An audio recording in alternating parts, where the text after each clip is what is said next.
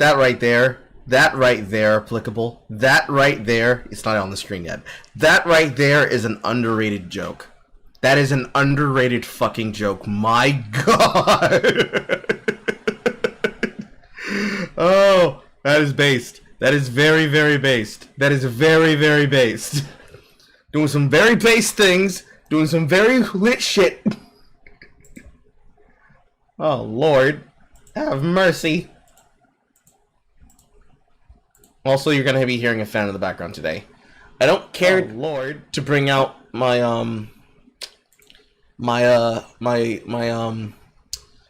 noise canceling microphone shield, because it won't matter because of the fact that it's fucking winter. And also, I don't know, the wind machine's like making rattling noise of some kind that I don't know how to fix. I know. I'm aware. I didn't know your first... Actually, no, that's a lie. I did know your first name was that. Okay. But yes. Let me just go ahead and make you a moderator. And... get some music going here.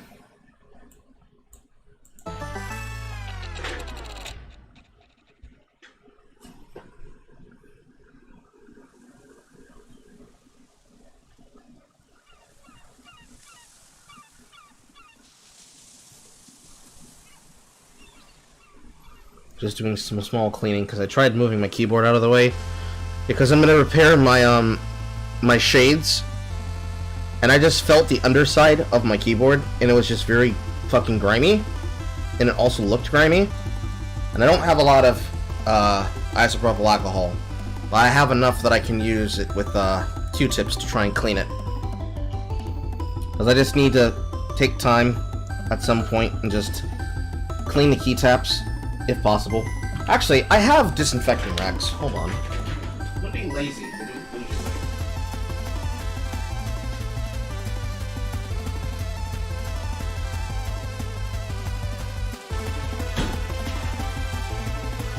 I'm gonna be bougie. Absolutely bougie, not? Be an absolute wanker. Be lazy. Lazy. Lazy. Meanwhile,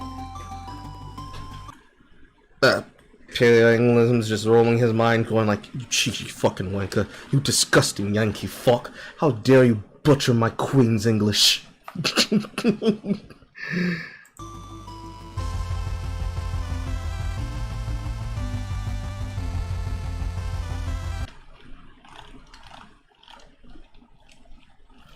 Because I don't like doing it this way, because this way doesn't actually get the sides of the buttons, and especially the ones on the inside part of the keyboard. But it's better than nothing.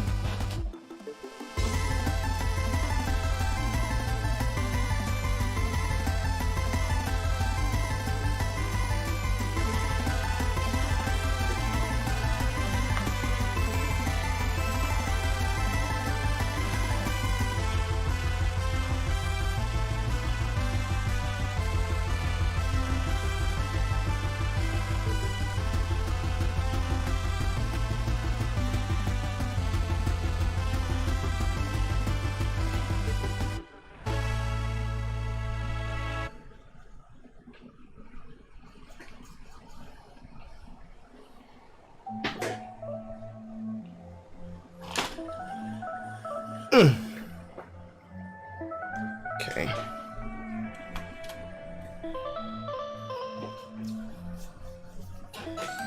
This is Mr. Trash Can. See? I didn't throw it with enough violence. It bounced right off. Like a quarter off the ass of a white woman in the South.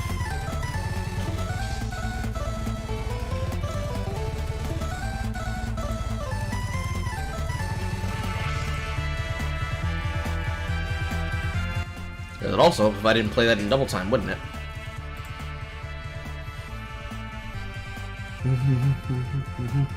Also, this is a fun stream. Don't feel bad about joining into the green room.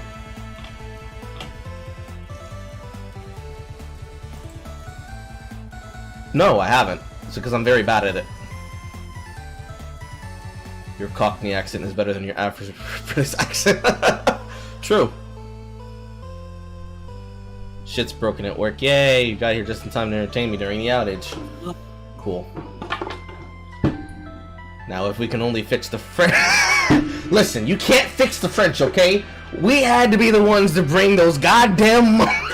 I can't even say that... Actually, I can't say the sentence, I just didn't want to. We had to be the ones to try and give fucking civilization and structure to the fucking empires of the Congo, okay? It had to either be us or the British, and it was the French first. And then the Dahomey took our shit. They took our entire flow! Word for word, bar for bar, slave for slave! And I'm cancelled. Hello. Fucking bars. That's here. I gotta fix this around. And then I gotta fix that thing.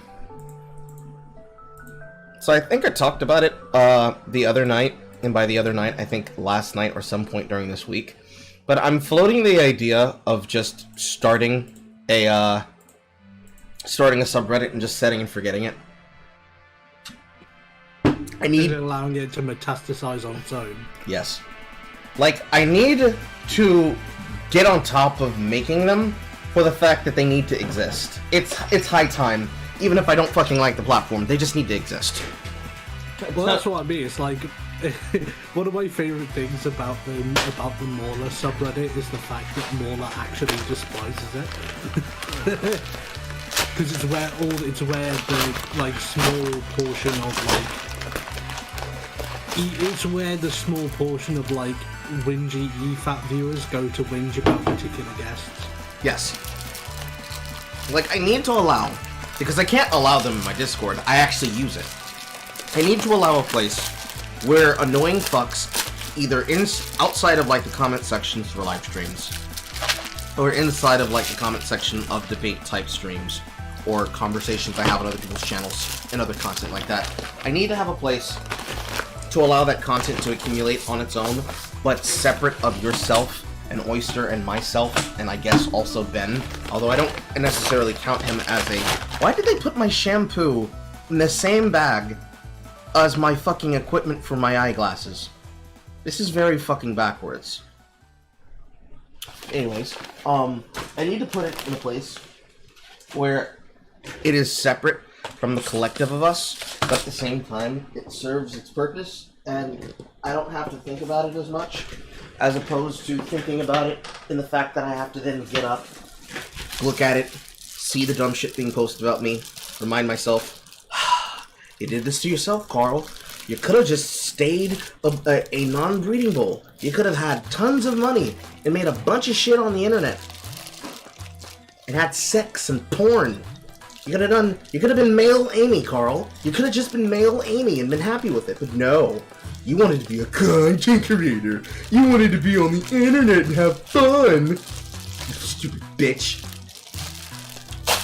By Amy, do you mean aimbot Amy? Yes. Right. Just saying, because freaking, I can't imagine.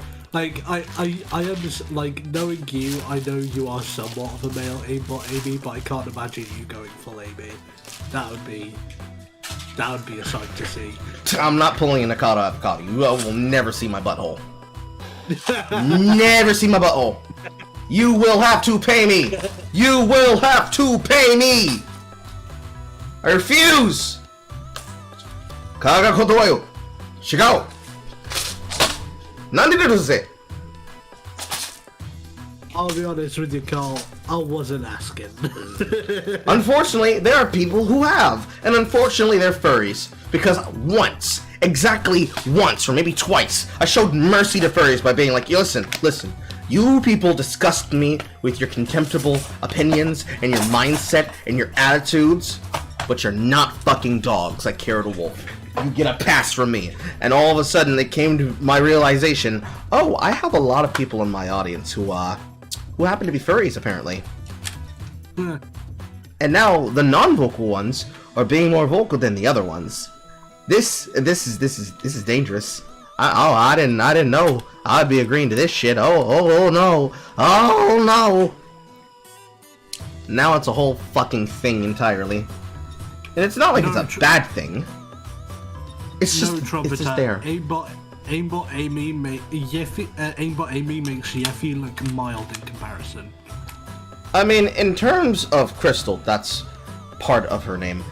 In terms of Yeffy, if I have to compare Crystal to Amy, Crystal is like me. She is a voice actress. She might be doing shit on the internet, but she is paying her bills with it. Amy does this shit for free. For free. There's no layers. There's no paywall. Free coochie. It's right there. It's right there. The free coochie's right there. You can just reach out and. At least with Yeffy, you have to pay. It's literally just. It's literally just. Fucking. How would I describe this? It's literally just like first-person shooter compilations and titty and ass. Yes. And butthole. Yes. I swear, if I tell her, listen, just open an OnlyFans and just start selling people fucking voice lines. Just sell them voice lines. $20, $50, which is what I still have going on. I just haven't been on top of it because I haven't bothered. But $20, $50. And then, like, they want to be able to do a group project like what Yeffy just sold last week. Together, collectively, everybody can put in money and ask for what? Where's my other flip? Oh, that's why it's not flipped up. I was wondering when my keyboard was crooked. They could collectively pull money together, start out like a 2-minute clip, and then more money they add on, it gets longer and longer, and then they can ask for customs on top of the elongated length. She would be making a lot more money than she probably would just signed to her organizations. And that's not to say that she doesn't earn enough money. Amy's a really good FPS player, but at the same time, she needs to be selling things like coachings while also slanging pussy. That would be my opinion. That's my official opinion. She should be esports coaching people while also recording videos with whatever guy or girl she prefers to make content with, while also doing the shit she's already doing on Twitter. Best thing she should do. And it would not be out of character or out of context for her. I don't know why she doesn't do it already, other than preferably not wanting to. Did I leave my fucking glasses in my other backpack? I think I did.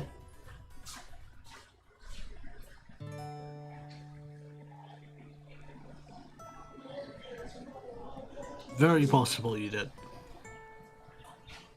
Cause niggas rolling on the back, getting on the sack while these Negroes love me.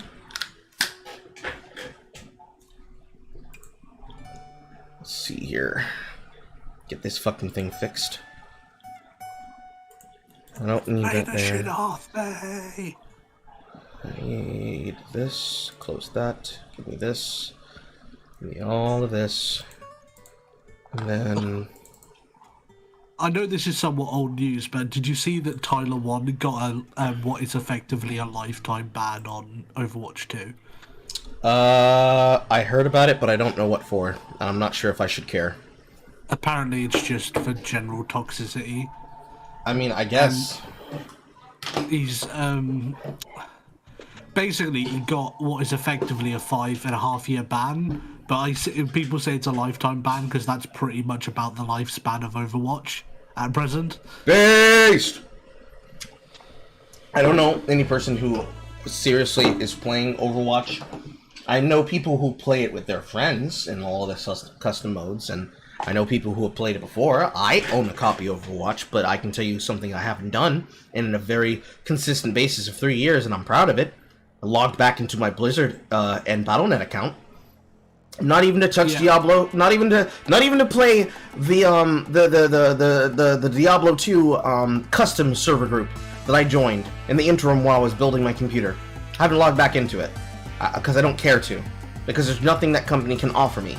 The only thing they could be able to offer me to give me the excuse to do so, and even then I probably wouldn't take it, is to have the ability to have an advanced copy of Diablo 4. That's it.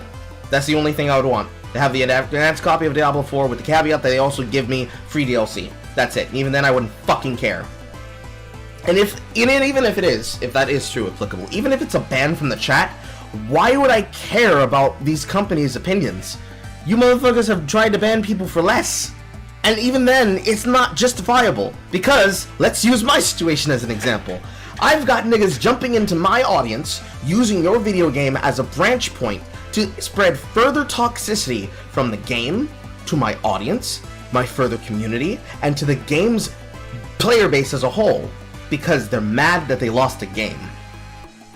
But I got niggas telling me, don't listen, this man, he is a font of racism. He spreads hate on the internet. The only thing I'm spreading is somebody's thighs, okay? And butter. That's it. I'm buttering your mama's biscuit. Fuck you want from me? A baby? Give me 9 months. You'll have a little brother or sister soon. It ain't that big. It ain't that deep. And yet they feel and treat it like it is. It's so fucking weird. Especially when they do bans for like big people. It's like, we're gonna ban the guy who was known to do things like this. And we're not gonna think it's anything but content. Surely, this will stop toxicity. Come on, guys. I know that I'm right. There's never been a time we've been wrong before in the past. Clearly, it never happened. Never occurred. Never ever. And Lord forbid Riot try to jump in with an opinion of their own, because Lord knows I'm gonna roast the shit out of them, because it's so easy to get dunks on that company. Like, just that scenario alone, concerning the Toxic League players.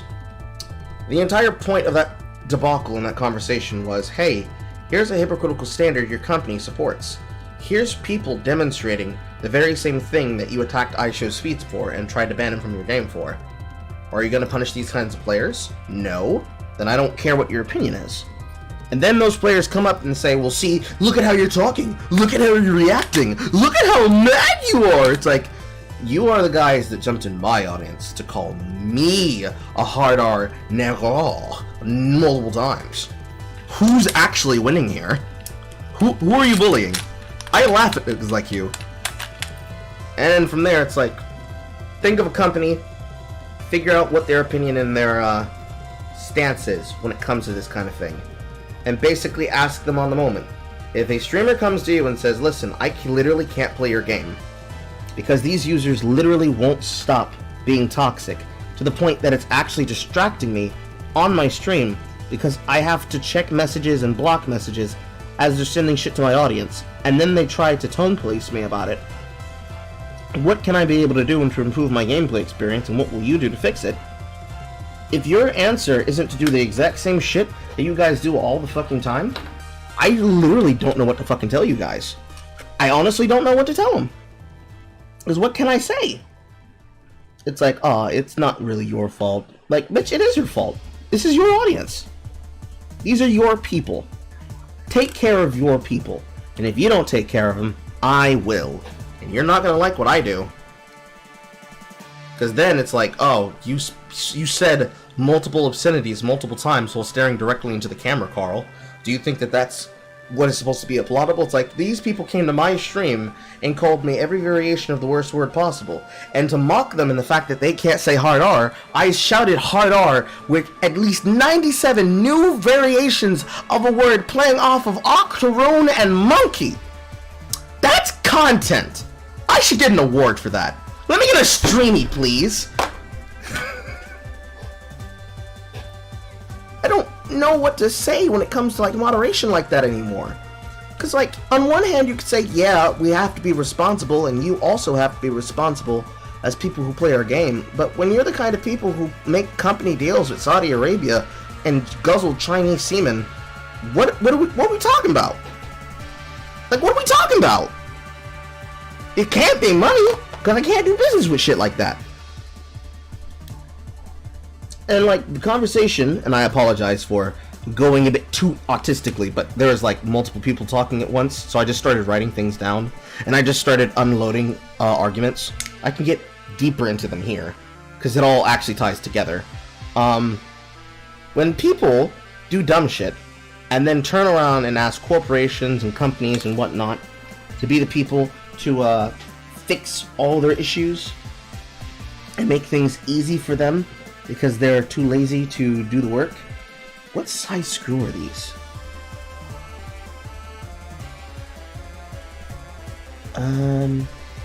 Dude, I just got to the part in editing, the part of episode 6 where friggin' Mr. Immortal jumps out the window, and that is unintentionally one of the funniest things I've seen in a fucking long time.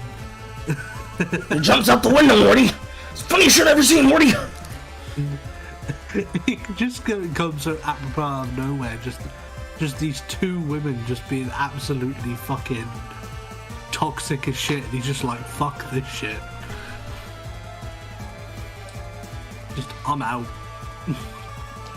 One of the things I think that would have worked really well for that, god damn it, they gave me clip-ins along with fucking screw-ins. One of the things that would have been really great when, I'm gonna be a fancy bitch, and I'm gonna do one silver and one gold, and see how this fits, and see if they're, interchangeable. But, one of the things that I wish that they would have done when it came to, making She-Hulk, if they weren't gonna, you know, piss it away and say, listen, we don't actually care, but, continue watching our product. I would have preferred them, like, make it like an episode of House, but legally. Like, the start of the episode is basically Mr. Immortal jumping out of a fucking window after an argument, or, like, the many videotaped deaths that he's had of the ones that have been captured on tape, and it's like, well, we have ourselves a sticky situation on our hands. And he's just getting interviewed by them, and then he throws himself out the window, then title crawl. Would have been perfect. It's the perfect setup for a joke. It's like our client literally so misogynistic, he would literally rather kill himself than listen to his legal counsel. Funniest shit ever. But nah, that's not what they wanted. Maybe I'm just crazy. He threw himself out of a window to avoid speaking to women. Funniest shit I've ever seen. I keep forgetting that these people don't have talent and they're really bad at their jobs. I should just give up hope and why don't we just get rid of them? Why don't we just put people like me in charge of content production? I'll make decent shows. They'll at least be entertaining. Because that would make them money, but it wouldn't spread the message as... oh, I'll spread a message alright. Oh, I'm gonna spread a message alright. I'm gonna spread several messages. Hello, Ebony. I'm gonna spread several messages. The first message is, eat pussy. Just, like, every single time. Like, every 20 seconds subliminally, I'll, like, stitch in a single one cut of just, like, images of women in ecstasy followed by men eating fish. The campaign will bring thousands of dollars, and then we can just run adverts saying, do you suffer from a lack of head in bed? Then we play a Carl-fied version of In the Arms of an Angel. But that's the thing, though. It's like it wouldn't even have to be just some random woman. Like, just have a single frame every like 3.5 minutes of just the characters, like the characters who are on screen. It's just a single frame flash of the female character getting eaten out by the male character. Yes. We'll have to play Charlie Cox doubles. I wouldn't want to have to go down on Tatiana Mansley. That's a bridge. That is a cunning too far. A cunning too moist, if one could say. That's both topical and a World War II reference. Well done. Mm-hmm. There's actually there's well, I don't want to spoil it because she and I have already shown off one of them. She's in editing for the other ones. But anybody who's went over on Jay's channel, when she dropped our crossover video, which will be one of many, because we should be recording one later. I don't know, she hasn't gotten back to me yet on that. She might just be sleeping or eating or whatever. There is a show that is a part of a new series of content creation from AMC, featuring Anne Rice's work called The Immortal Universe, and they released the first batch of that content for Interview with a Vampire, which, as we would call it, the breaking of the Negro Buck, because basically it's take the story but make him a black Cajun living in Louisiana surrounded by a whole bunch of white people, and also Claudia's black as well. And the Lestat character is fucking unhinged out the wazoo. And while we watch this show, it is so fun to make fun of. And it's not like it's extremely bad. It has its moments, but it's really dog shit. But it's hard to describe in the way that it is dog shit without spoiling things for you.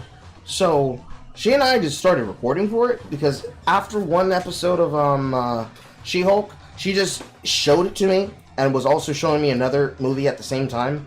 And she's like, yeah, this shit's boring. Let's turn on this shit. I want to watch this. And I'm like, oh my god, I'm having so much fun mocking this.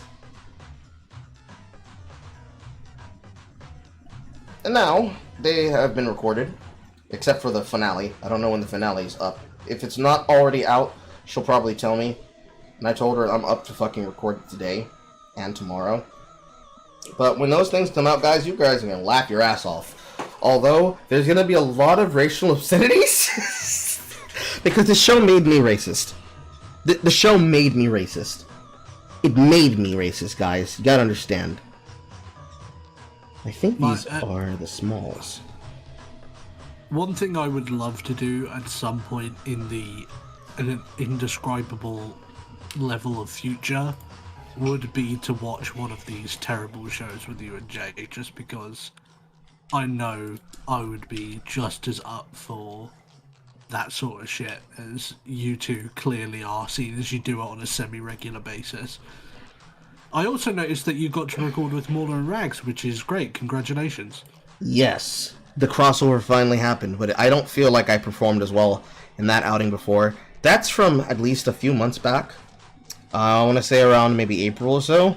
But I don't feel like I did a very good performance at that time because I had already seen that with Jay before, because as we all know, Jay had already seen all of the 365 things.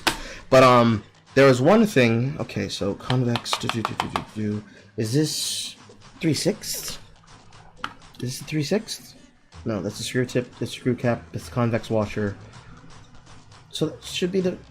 Oh fucking god! I hate how they organize this shit.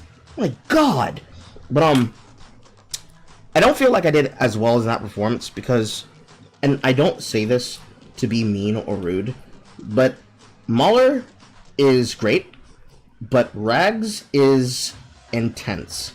That's the best way I can describe it. And I've asked others as well, and they have the same opinion. Rags can be intense. I don't know if it's through fault of my own, because I was just nervous. I don't know if it's through fault of just something that he's just like. I have no opinion for it. One way or the other. But I did know. Oh, that's not mechanic. That is not magnetic. Wow, I'm sad. I thought this thing would have been magnetic. But oh, I see. It's one of those things that you pick it up and you okay. Wow, that's useless. When am I ever gonna have a screw that big? Unless it's their form of an Allen wrench. But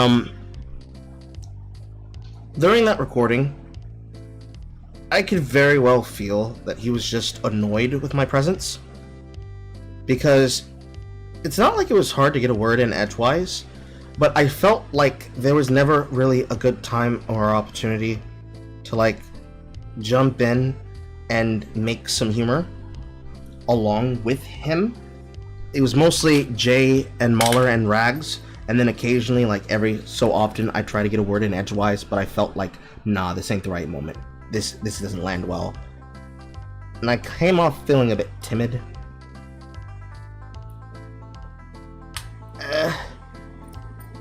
It could have been better. It could have been worse.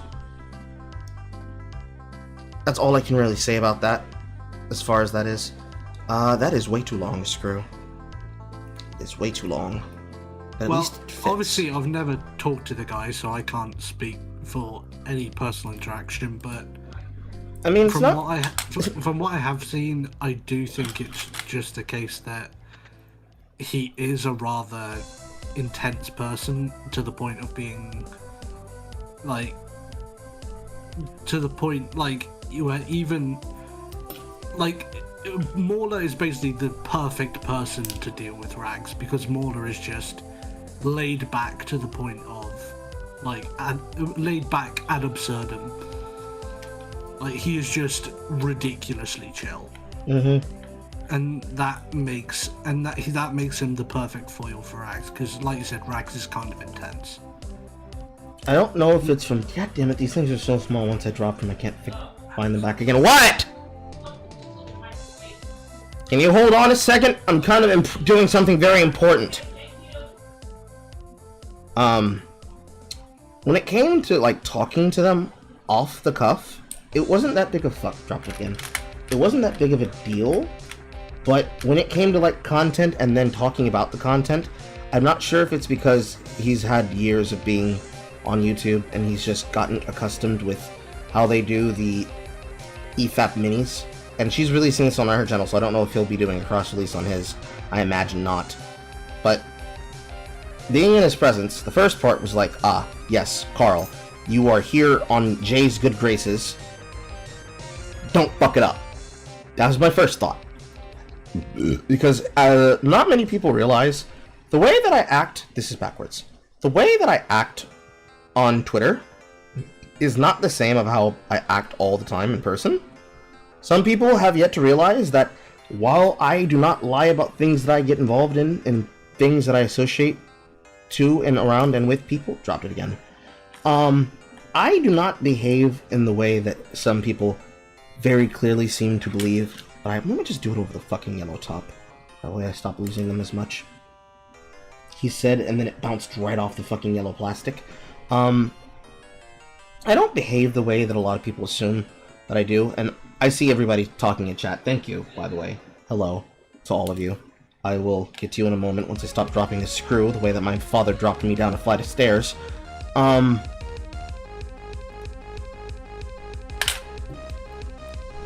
Nervousness is one thing, and that's always going to be something that you really can't deal with, especially when you're like meeting other people in the field of things that you intend on doing as well. Like, I'd feel the same way if I had been meeting Jay for the first time. I think this one should be long enough.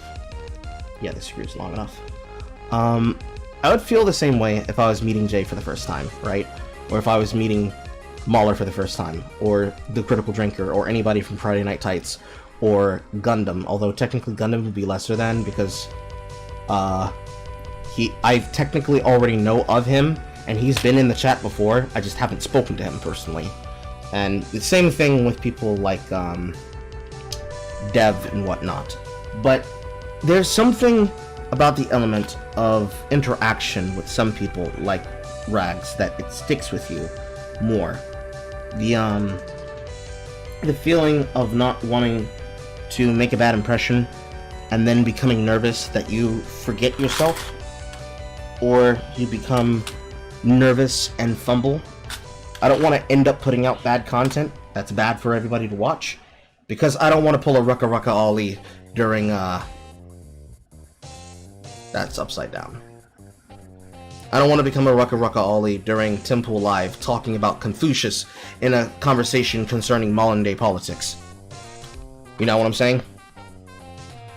Yeah, basically you don't want to feel like you're artificially dragging the conversation off somewhere where you're not understanding the flow of the conversation. And kind of making it awkward for everyone. And like, the difficult thing about that is that when you spend as much time as I do being observant and shit, most people only notice when you're talking. They don't notice when you're quiet. And then when you actually speak up to say something after being quiet for a while, people become familiarized with only ever hearing you speak. That they're like, oh, here it goes again. Here goes this nigga giving his opinion when nobody fucking asked. So, the Sanity Izzy person. Perfect case example, actually.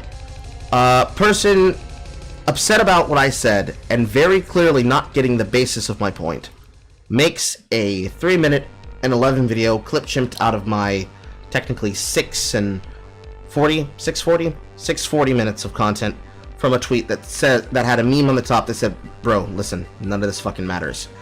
And I then gave them the courtesy of at least explaining, listen, here's the reason why nobody cares about your opinion. Please just go do something else, do anything else than obsessing over dumbass shit on the internet. We don't care, and I know that you won't learn from what I'm telling you because you're stubborn and you have an ego. That's basically the gist of what was said. This person then makes that video and waits 5 whole months. If you want to see that interaction, go back and watch it on Name Search Fiesta. We'll be doing monetizing hater streams like that very often in the future whenever drama like that comes up. Very much in the same vein as hater cringe. Fleeing hater cringe. This frame is on its last fucking legs and I need to buy new ones. But I need to pay money for a new prescription. And that has to come after I get you guys regulated on your payment. They get upset. How's this look? How do I look? Is my nage too big? Is my nage too big, chat? I have to adjust for the correct positions of the glasses. So first we have yourself the up on the nose. Then we have the nigga, are you for real? And then my personal favorite, the alright dear, now let me see this bullshit you done put in my chat. You looking good? Looking good, ladies and gentlemen. Which EFAP was I on? It wasn't an EFAP, it was a private recording that she's putting out. Trumpeter. How do I look?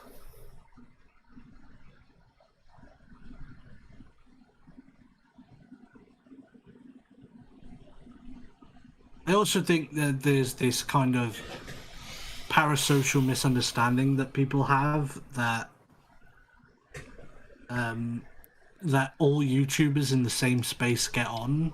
Mm-hmm. But I think if you went into like the Fandom Menace or the pop culture critical space or something like that, you'd very quickly get, how should I put this?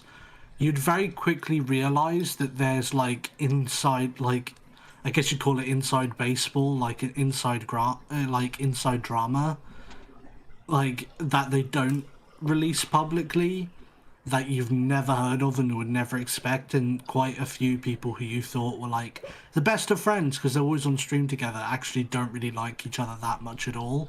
Yes. But they only really reveal that to you once one of them who is involved feels like you are their friend. Mm-hmm. So it is very much the case where it may just be like, it's always the case that it's meeting the, I guess you could say, becoming acquainted with the person rather than the persona that they put out on YouTube. Like, for example, it's like how I would interact with you for the sake of an entertaining video. Like, obviously on stream it's a bit more genuine, but how I would interact with you for the sake of an interesting video is inevitably not going to be the same as me interacting with you when we're discussing like video editing and stuff. Mm-hmm. Because I think you can understand with I think we can both agree, like, me just talking to you casually here, even as friends, is like, it's different when we're discussing business, in that I'm a bit more firm when I'm discussing business with you. Yeah, that's all people. Because it's one of the downsides of people being told not to mix business with pleasure, or as my family says, don't do the honey where you make your money. Because she might squirt on you. When you deal with people in a business context, and you're like, oh, we're all friends, we'll be able to just, have fun and make content, and things will never be different, and things will never change. Every single fucking duo group that has ever made content of any capacity, Game Grumps, Smosh, I guess Epic Mealtime counts as well. Any fucking group where there's a front man and there is a businessman in the back, the businessman or the front man is always getting fucked, either by the corporation or by the ex-friend that does it because, well, they were just bad for business. And that's not to say that there's anybody who would not be guilty of the same thing both ways, because that's just life. But you're not supposed to bring over the honey where you make your money, because when people understand the backgrounds of what happens inside your business, they can start doing Machiavellian shit. For key examples of this, look no further than Smug Rocco. Technically, I was the business backdoor person there. In that scenario, all the fuck I wanted her to do was shut the fuck up and stop doing dumb shit on the internet. She couldn't do that.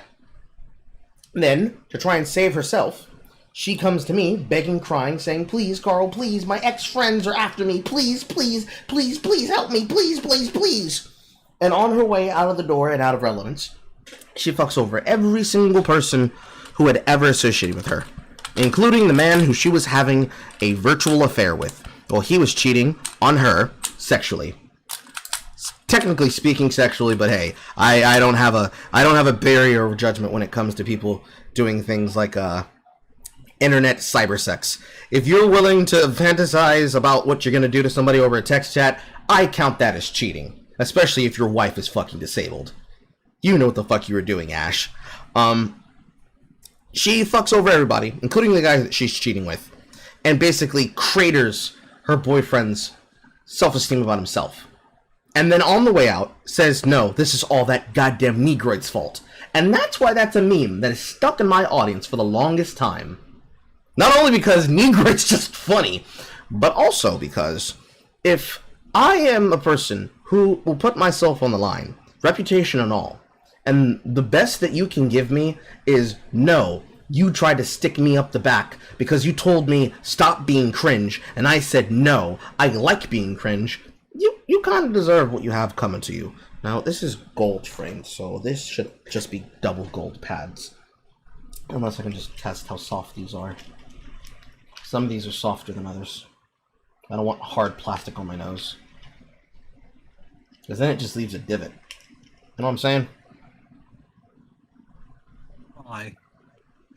Yeah, I understand what you're saying. It's like one of those. It's just one of those things where you can't account for the differences between a person's persona and how they are in real life. Yes. And you're never gonna learn that through a YouTube video or even a live stream. Because even now, like when I'm just talking to you casually, we're both fairly conscious of the fact that we're live, and we're both, in a sense, putting a best foot forward, if you like.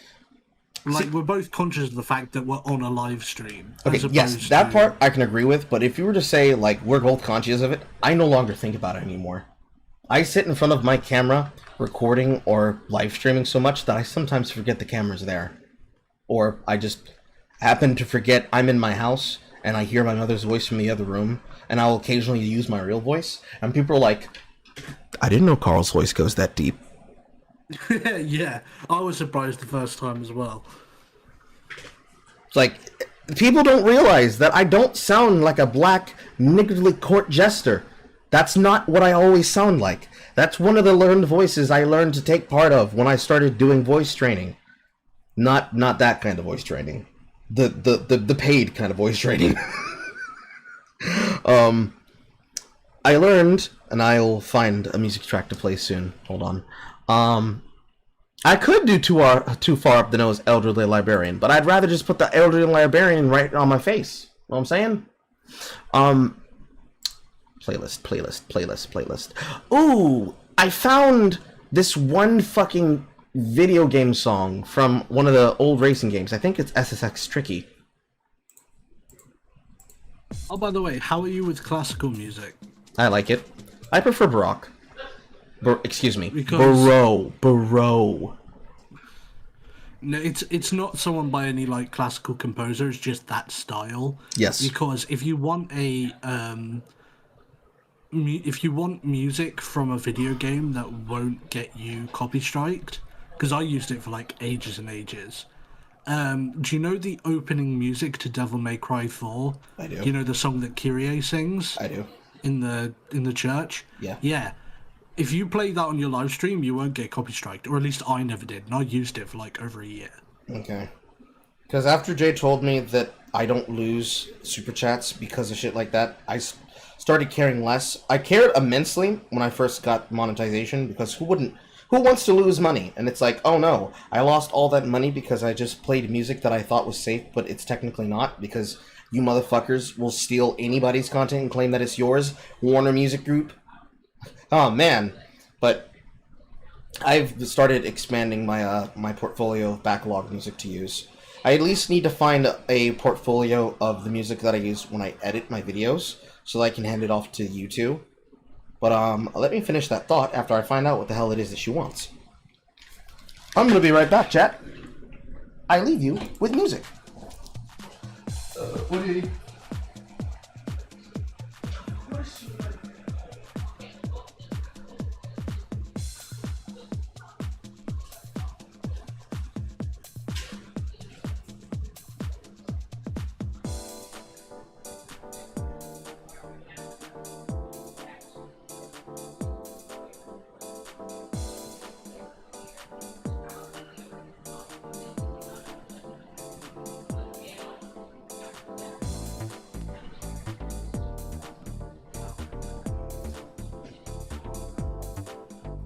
I should just go put these in my fucking bathroom.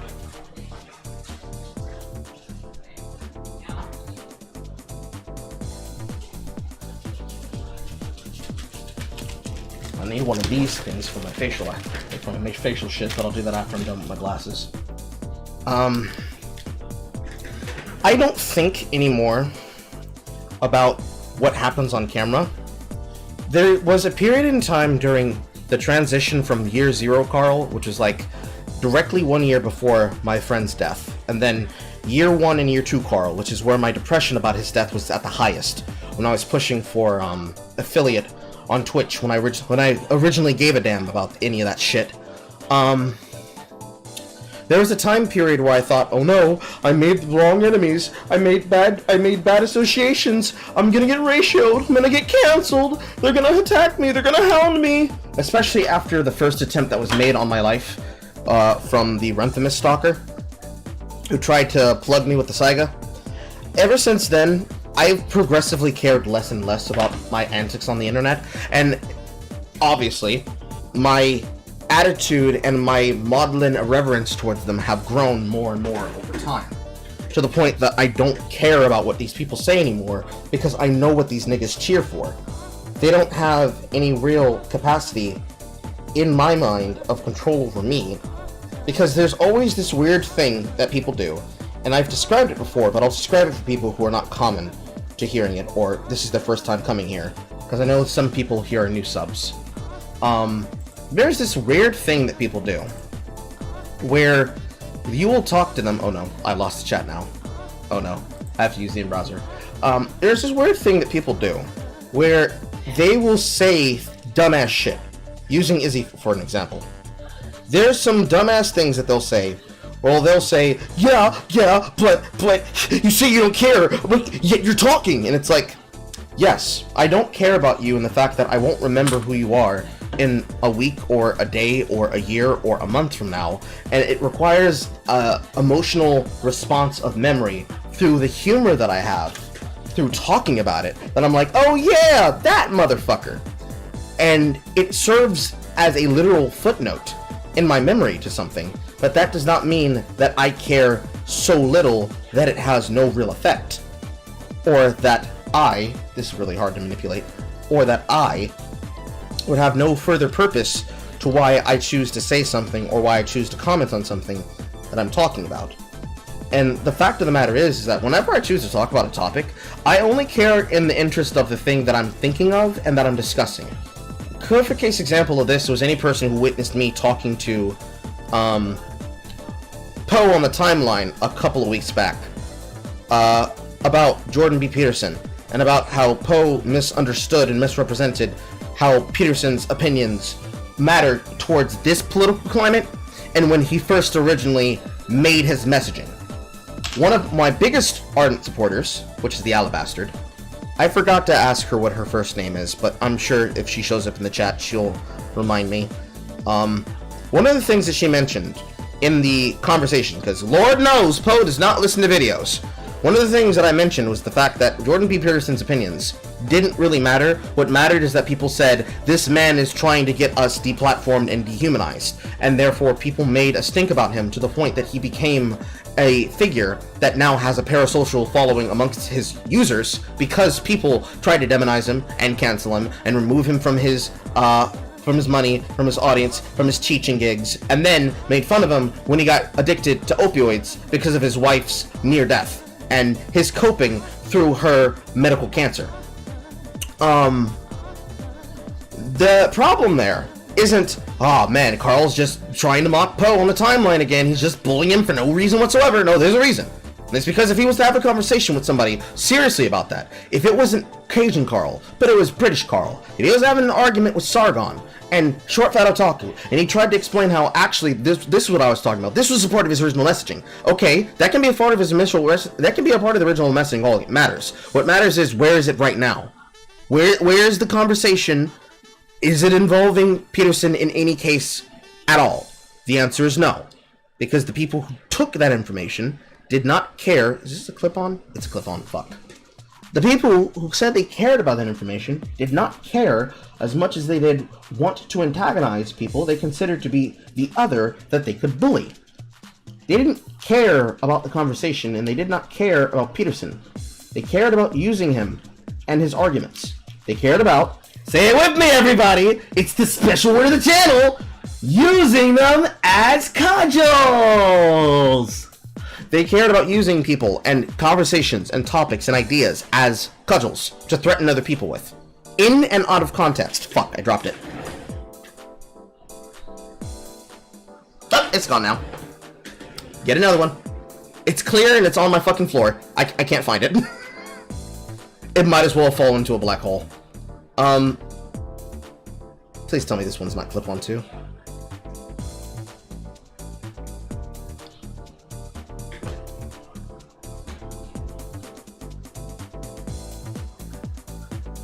Okay, no, it's a screw. But, in that context, what mattered in that conversation was the fact that Poe did not want to hear what I had to say. And, yes, Baku yelled at both of us about it because we were both being autistic there. But the point that I was trying to get across to Poe is that the political climate, as it matters to a conversation, only matters in the context of how it's spoken about from that scenario. Because, as you know, since you're getting out of it, political climates don't care about contexts around things. They care about the thing being discussed and how it can be used as a tool for their side. So, for example, when people considered Andrew Tate to be the worst thing on the internet, and that's a phrasing that I like using because when you make a stink about somebody and you say that they're a problem, you're problematizing them by saying if you don't solve this problem right now, everybody will die. When you problematize somebody and say they're the worst thing on the internet, and then you cancel them, and then a week later you're bitching about Elon Musk, I question if that thing was ever really a problem. You get what I'm saying? Indeed, yeah. So, when people went from Andrew Tate's gonna corrupt young men, he's gonna teach them to hate women, and it's like, bitch, you're doing that right now. And then, a week later from that, they're on the timeline bitching about Elon Musk, saying, Elon Musk is going to destabilize our election. Our formerly, nominally very secure elections that totally weren't secured and fortified by people from people like my state. Those elections you're talking about? When you ask them those questions, they get really upset because it's like, we're not talking about that. That's so old. And it's like, yeah, but it happened. So we're going to talk about it. Another good example of this is, that's not the one I was using. There we go. Another good example of this is the fucking COVID amnesty. Yeah, fuck all that shit. No COVID amnesty. Where's the COVID amnesty for all those men and women who are dead? Will they get an apology? Ooh, is this magnetic? Ooh, it's magnetic. Good. Because if none of these ones were magnetic, I was going to be upset. There's no COVID amnesty for those people. People lost jobs, people lost lives, people lost livelihoods, people lost family members that they can never be able to have their final moments back with again. People lost opportunities. People lost childhoods. Children who have been born during that coof lockdown that you made everybody take security in. And then having to rear your children in the coof lockdown that you perpetrated. Not y'all. The royal you. You know, the way that the Britbongs speak about groups. When you, the media, lied to niggas, said ouchie Fauci, as we like to call him, was totally right, there was always a problem, and now you're saying, listen, all those people that we have plenty of clips from, saying, listen, those people deserve death. If they die, I won't think twice about it. Yeah, fuck all that. Fuck all that. I want the smoke. I'm giving the smoke for all the people who can't give the smoke. Because if I allow you to forget what you did, if I allow you to walk away from that, you can't go any further from here. And I should not ever open my mouth for a single issue. Because if I can't speak up for something like that, I can't speak up for anything else I want to talk about.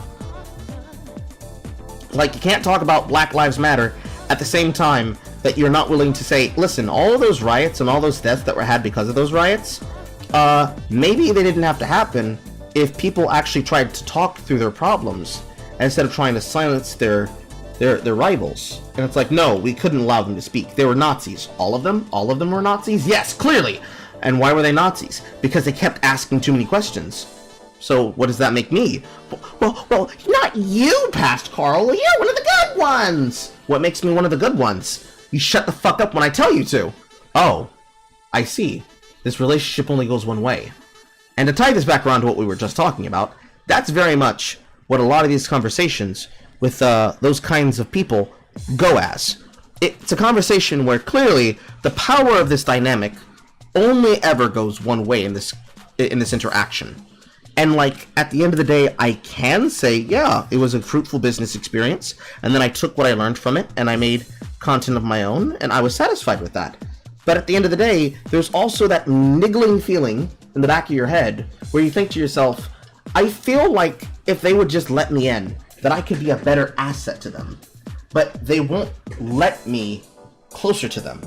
And I don't know how I'm going to help them when I can't even give them advice without feeling like I'm somehow hurting and harming them. Because that's a form of gaslighting. And that's what a lot of these corporations and media figures do. They gaslight everybody, including their audience members, into believing that, hey, listen, things are not as bad as you might think they are. Just go to sleep, don't ask me questions, shut your fucking mouth when you're in my server, and everything's hunky-dory peachy keen. And then, when the tell-all, unspoken, Turkey Tom, The Right Opinion, and, I guess, Zapty, videos come out about it, then everybody's saying, oh, I always knew. When the Destiny, manifesto comes out, oh, I always knew. But did you? Did you know? And you said nothing? Okay. You know what I'm saying? Yeah, it's like, you knew? That makes it worse. You realize that makes it worse, right? Like, in the scenario... that you said no. Yeah, I'm sorry. Go ahead. Just say the fact you knew and supposedly and said nothing, that makes you look worse. It doesn't make you look like you're part of the in-group that had the scoop. Just makes you look like a fucking idiot. A really good case example of this in moving function parts is Keffels. I'm not sure if many people saw it on the timeline. I retweeted a link to a video from Chud Logic. He's in his post-face reveal docs arc, where people tried to put his face out there to mock him because he looks, like an average European man. And after all the things that were said and done by Keffels, they're now going to be leaving the internet and returning to being a fucking loser that nobody knows the name of. Because the narratives, the arcs, and all of the shit just started coming down in their head. Because, as any person with a brain should have realized, they started turning on all the people in their in-group. First starting with the people who helped them take down Kiwi Farms in the first place. And then, slowly making their way through every single person who could potentially make a career for themselves. You can't see it, but I'm staring directly at the camera because I'm giving you the, well, of course they fucking did. taking down every person who could have potentially spun off a career of their own, taking down every person that could have had some viewpoint of their own. Pretty much any person who could have said, listen, I could be just like them. I can have prosperous and have a fruitful career as well. And Keffel said, nah, fuck all that shit. I want the limelight. I want it all to myself.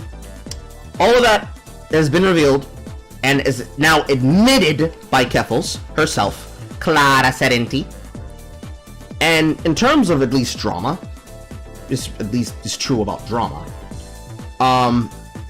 When I'm gonna use the phrase that Trumpeter's using right now, when they get to the script flipping, and it's like, oh, yes, that was always true. I never denied that. And it's like, yeah, you did.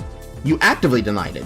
In fact, you tried to keep people banned about it, because if it ever came out, and you ever thought that somebody was gonna have the ability to talk about it, you got scared.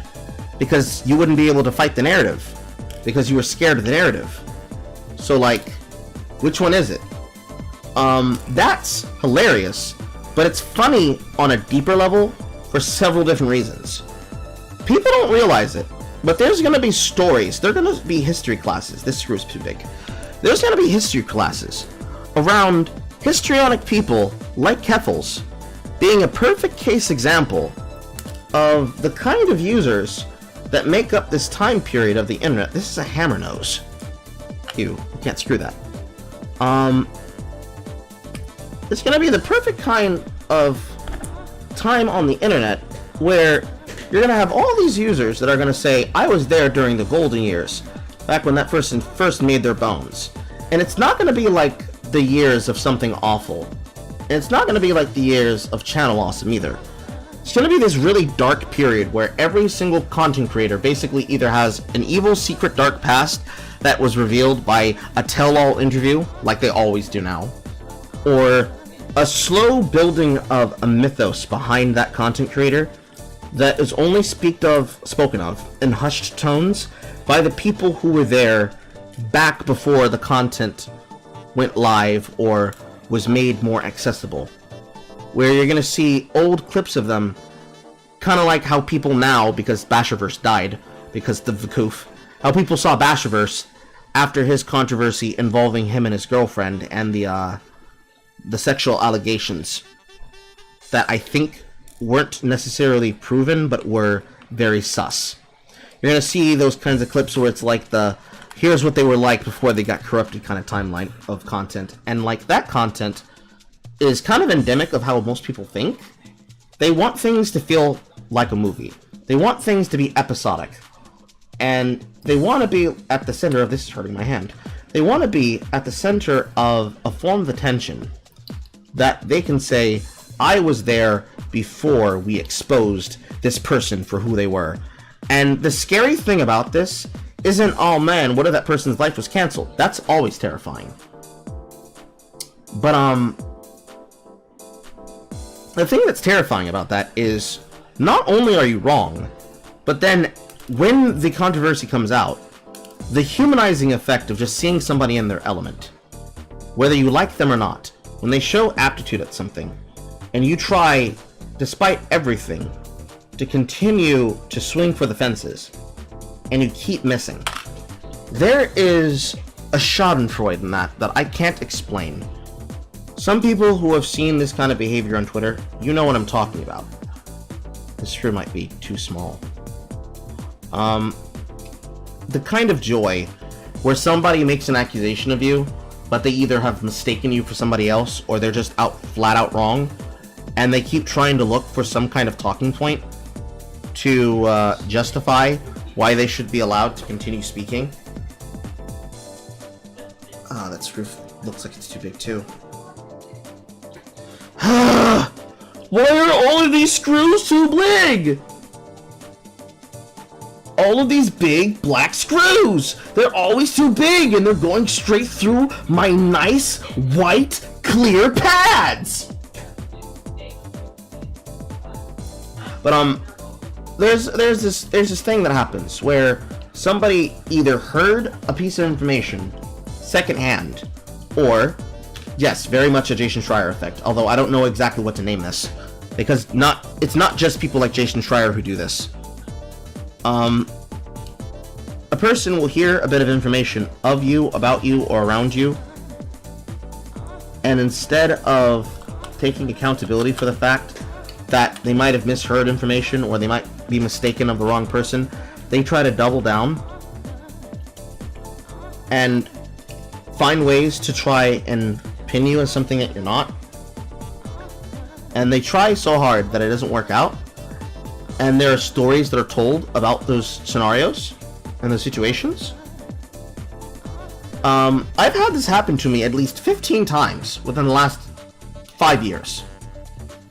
And not just around about, like, really, really dumb shit. Like, things that actually matter. Like, actual important situations. I've had people accuse me of being a rapist. That was a rumor that was started by Elizabeth. For 2 straight years. Because I paid the guy that she refused to pay and was trying to hound and harass using the German system of laws concerning his attendance in college to try and harass him. I've had people accuse me of being a pedophile, because of course they do. Of course they do. And Sanity Izzy is one of the people who tried to perpetuate it. I've had people... Please let this screw go in. Fuck. I have had people accuse me of stealing money from other people. Accuse me of being a grifter, but when don't we get that accusation? I've had people accuse me of not understanding news stories, not knowing how to tell the news, not knowing how to do citizen journalism. We always have the Clonvosh angle of people accusing me of being cringe, and then I ask them basic questions and they pull a flame cringe. I've always had this happen, and I don't have a word to describe this event. But I ask them basic questions. I ask them, who did you hear that from? Where did you get that from? Can you tell me where that information is? Can you tell me and refer to the date in question where that happened? And when I look into it, either they got information that was false, they heard a version of the events from one of the key people involved who specifically told a lie to save face. Oh my god. Get in the hole. Get in the hole. Get in. Get in the hole. Get in the hole. I will make you fit. Fuck. I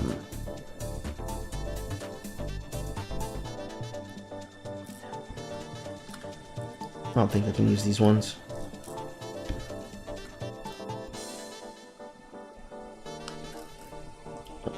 Please let me use these ones.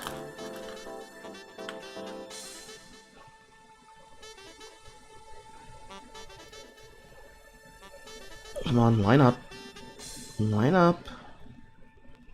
I swear, you guys are just watching me do the most autistic thing a man with glasses could possibly do. But I have to do this so I can actually wear these shits comfortably. I asked them questions. And as the conversation goes on, it becomes very clear. And the best way I can pretty much describe it for any person who's watched the Vito Gostalti video, this one is also too big. It's basically watching a person crumple. Yes, exactly. Yes, exactly. Who just said it? Struggler. Yes. When liars collapse in on themselves like a neutron star. You start asking them basic questions and you just poke, and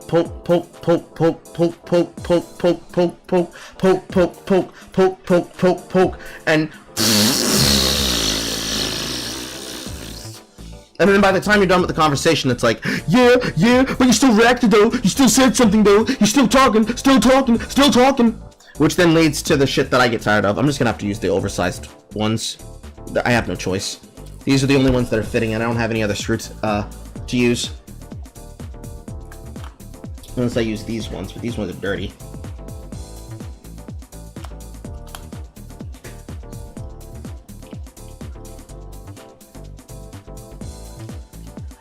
They're also not iodized, magnetized. So they're probably not made of the same material. But they deflate when their arguments don't work anymore. And the conspiracy shit, I don't know if I'd call it the conspiracy arc. It's like a sub-arc of Year 6 Carl. Is this Year 6 Carl? How long ago was 2018? Do you know, Callum? Sorry, can you repeat the question? I was semi-focusing on editing. How long ago was 2018? 4 years ago. 4 years, really? Yeah, it'll be 5 years to the day at the turn of the year. Okay. I guess 4 years ago I could have said it's like a conspiracy arc, but it's like a sub-arc that exists between all the eras of Carl. There's always some conspiracy theory arc where somebody makes up some bullshit that's not true and is a half-told version of events that I will then possibly get to tell the future version and the final version of the events later in the audience of somebody else. So, like, I've been trying to do a form of content with Dev for like a while. 'Cause reasons. And one of the things is that for a bunch of the kind of debate lords that exist on Twitch and Twitter, so people like Actual Jake, losers like that, the Cornfuck, and his entourage of dumbasses, they, not ironically enough because they're always at the center of dumb shit for attention, they are the kinds of content creators that are responsible for this kind of conspiracy theory. As is people as Clone Carl, Liquid Carl. They make shit up, lie about something, then later on, when we find out the real details, it's like, oh, actually, they took shit out of context, and then they told lies about him, and then they disappeared, and then they said, wait, I'm being bullied by the bigger streamer. And they only ever give up when they realize, oh, this guy's not an irrelevant nobody, he actually has friends. Like Jay, and Aiden, and Dev. And it's through shit like that, people started realizing, hey, that really accessible e-boy, he seems a little bit based. Like, he seems like he gives good head, and that he's, like, really fun to be around, but I'm also certain that man would murder us. That's the kind of energy that I end up giving off a lot. And I prefer it. Originally, it was just, like, the character that I ended up getting pigeonholed into, because people don't often read my tweets. They usually see me tweet something, and like if it's not retweeting something that's being discussed, and like I'm lazy and I give a copy paste answer, I'll make those video replies. Like that's how Carl posting started. I got doxxed by Renthemus, and I just started making video replies with my face on the screen because it's like, oh, you guys have already doxed me. What's the point of hiding behind a moniker? Other than the fact that I prefer not to use my actual name. Because I'm not going to make it that easy to power name me. I'm going to give you the information you need to serve me, like, official documents, you dumbasses. I'm not going to have you waste my time like you waste Nick Potatoes. But, I started doing that as, like, an easy reaction to those people. Because it's like, it's free content. Like, set it, forget about it, and if I ever see it show up in the funny papers, I know niggas are mad. That's basically what it is. And that ties back around to the thing that I even started ranting about in the first place. Which is, when people randomly say, listen, you care more than I do. And it's like, no, you care more than I do. I am willing to make fun of you on Twitter and then forget about it. You will make content, you will make streams, you will make videos, you will spend years trying to defend your actions. Because you think you won't get called out by other people. So, for example, when Jake tried not once, but twice to try and deplatform my stream, when I had my Twitch contact look into it, he had actually already been handled and made fun of, and also put in his place about this by Destiny on the Hippy Dippy Championship during a time period where the Hippy Dippy Roundtable was still a thing before Dylan had to cancel it this year. You can go find that Destiny video at any point in time. You can go watch that conversation. Basically, just replace Destiny with me, and that's exactly the conversation that was had on Big Papa and the Fam. Which is, hey, why are you doing dumb shit like this on the internet when you should be focusing on making content? And it's like, yeah, I do it because I like bullying them. And it's like, so if somebody bullies you, what are you gonna do? Oh, I'm just gonna bully them back, and I'm gonna antagonize them. Interesting. By the way, you know you're on a hot mic, right? What's that? Go, guys! Go dox him! And throughout the entire Discord while I'm recording the entirety of it, showing exactly how hate campaigns are done by people like them. That kind of thing, I do that all the time. And you don't always see that. It's not necessary to see, but I do shit like that all the fucking time. Whenever I do a video that's discussing a topic that I researched and I did work for, it's usually after doing some espionage. Not gay ops, that's different. Espionage. Looking into some details, looking into content, doing proper interviews, and then coming up with my findings and presenting them in the form of a context and a video that can be considered edutainment. That's what I like doing. I'm getting bored of this song. I'm gonna change it. I'll bring it to you in a second. Pride flag for McBull. Oh my god. Put that in memery.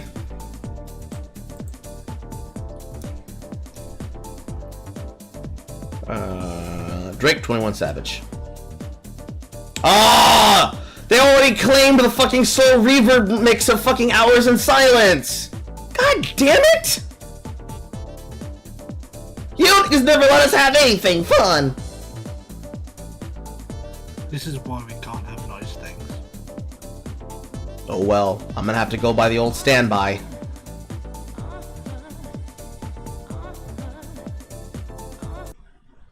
My oh my, I found you, nigga, don't you know? Wow.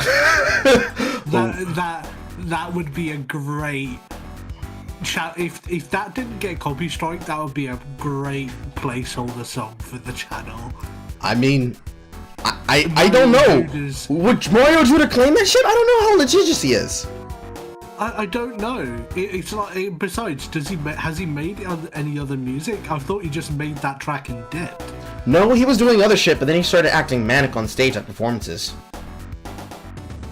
And I don't mean like a Ye kind of manic. I mean like a Kendrick Lamar kind of manic. Alright, so maybe he wouldn't claim it then. Test it out if you want. Next time. Which is to say, maybe tomorrow. I don't know. I need to find an infinite loop of just the verse. Or just make one. But,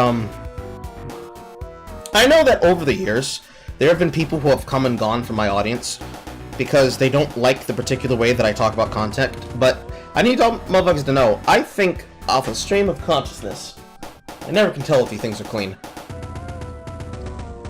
Oh god, that's instantaneously better. Oh, the pressure on the side of my face. Oh, it's so better. Alright. Got my oily ass nose. We have to do the test. We have to do the test, chat. Alright. Up on the nose.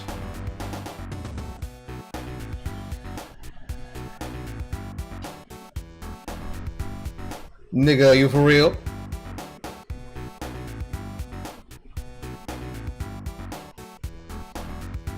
And I'm not exactly sure. This one, with dark tinted frames, it's different. It's not quite that, alright there, honey, I need a second. I just want to see what you got. Oh, you have the prettiest green eyes. No, this is more like the, what's that? Who wanted a signature? Who wants a signature? Oh, no problem, baby. I'll sign your titties for you. Mwah! There you go. That's what these glasses give. They give the artist and the shitposter formerly known as Carl, or like Jam Session Carl.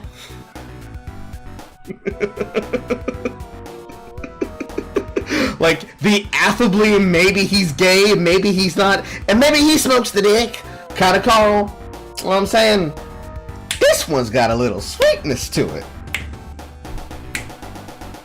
I feel like I'm a character being played by Chris Tucker, being portrayed by me.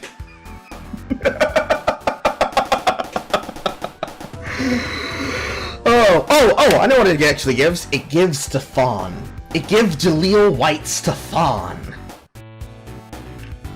If Jaleel White actually had to wear glasses. Which he does not. At least these fuckers are fixed now.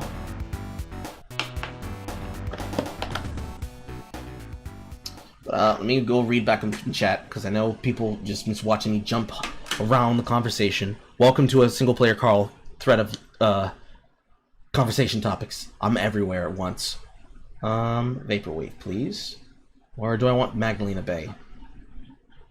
I will take Magdalena Bay. One of my favorite groups to have music come out from within the, like, recent, I'd say 2 years. Like, really, really good music. Where is their remake? Where is the fucking version of You Lose? There it is! This song right here feels like it should be inside of Scott Pilgrim. And now you're gonna be listening to it on a loop. I know I've seen more people come through and join my audience within the last few years. And in the context of at least this conversation, it's hard to give a reference point for how I really feel post like any and every piece of drama I've ever been in. Because some things, I was never directly involved in the drama. I was just referenced in it. And it became... Come on. There we go. It became normalized for me to just, you know, become that guy that everybody talks about and mentions. Ooh, these ones are the soft ones. Now I feel like I want to take these ones out and put these ones in on this one. That way this is more comfortable for my nose. Nope, nope, I've committed. I've committed! I've committed to the Nosepad. I can't switch now. It's committed to the bit, guys. I'm lazy. I don't want to have to do it again. It was already hard enough getting it in the first time. That's what she said.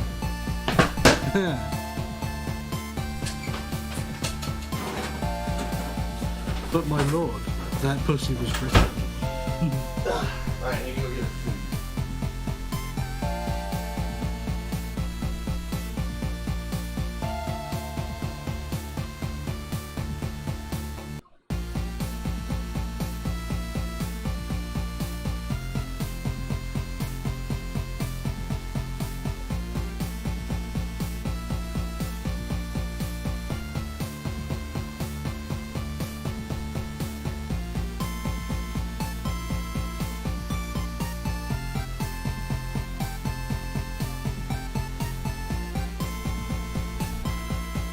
Now, much like a white teenager during prom when she realized she's pregnant, it's time to get rid of the evidence.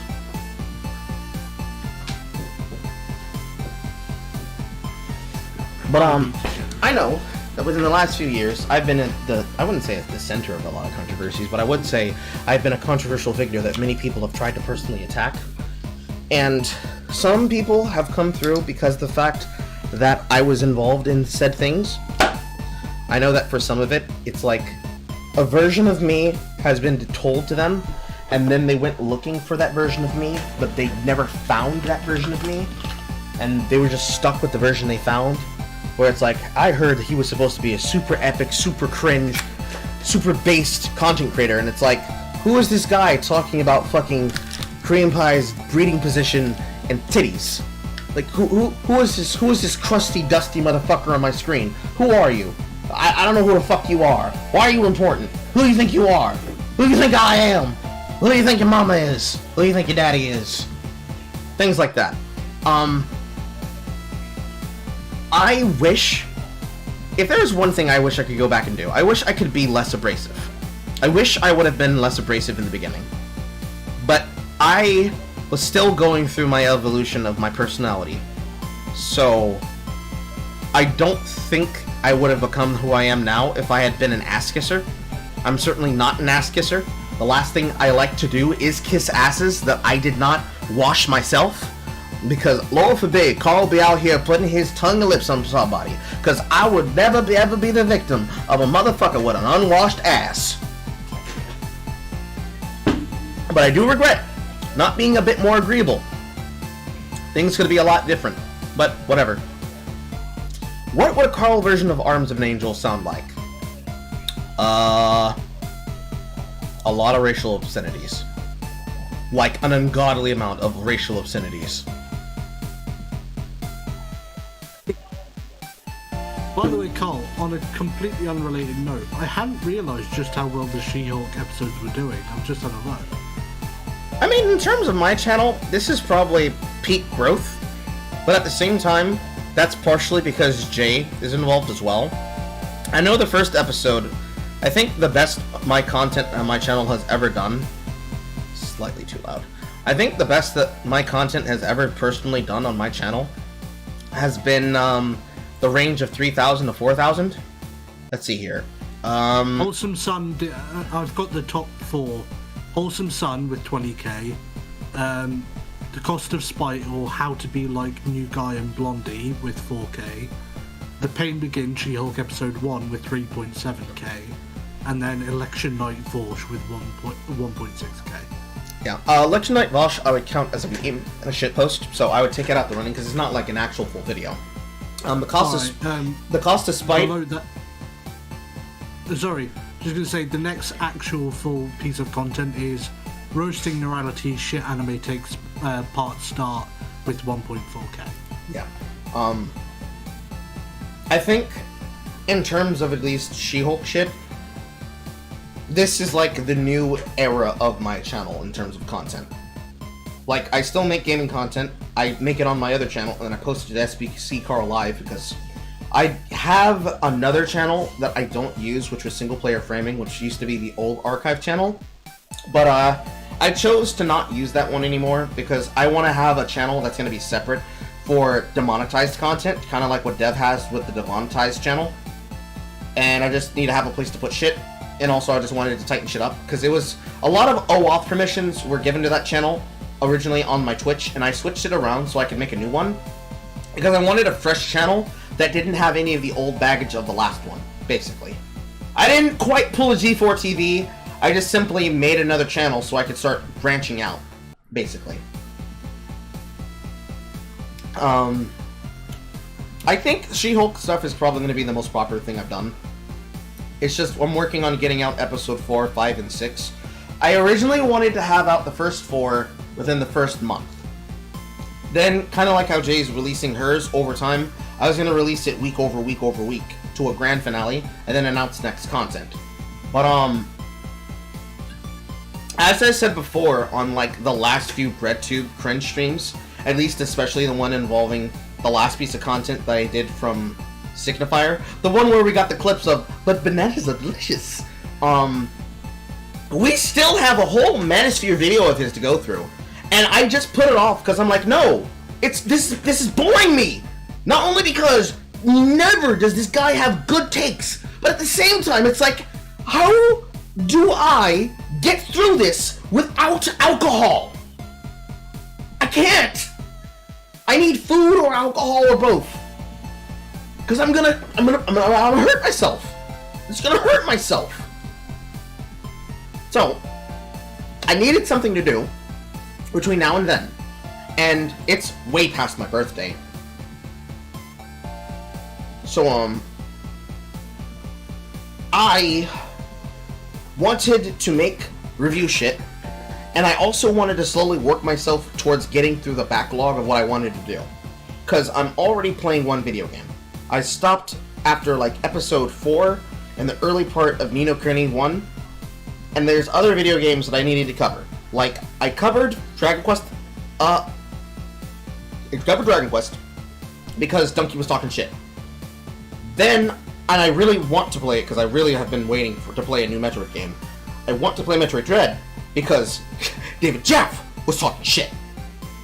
Then I want to play Bayonetta because I want to prove the difference between people being bad at video games and somebody being a fucking crybully. That was content that was supposed to come out on my birthday. That was supposed to be my full-fledged edited rebuttal to the cringe shitposting from Clone Vosh. Any person who wants to see that, go watch that part of Versus Chat. The part after we talk about Wisp in the Woods.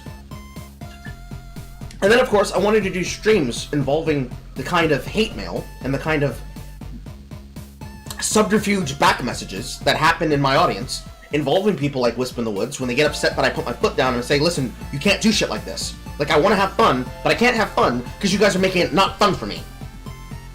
I wanted to do that, and that became basically the name search cringe, and I'll be doing those in the future if I have more backlogs of shit to go through. I have plenty I can talk about, but do I need to? I don't know.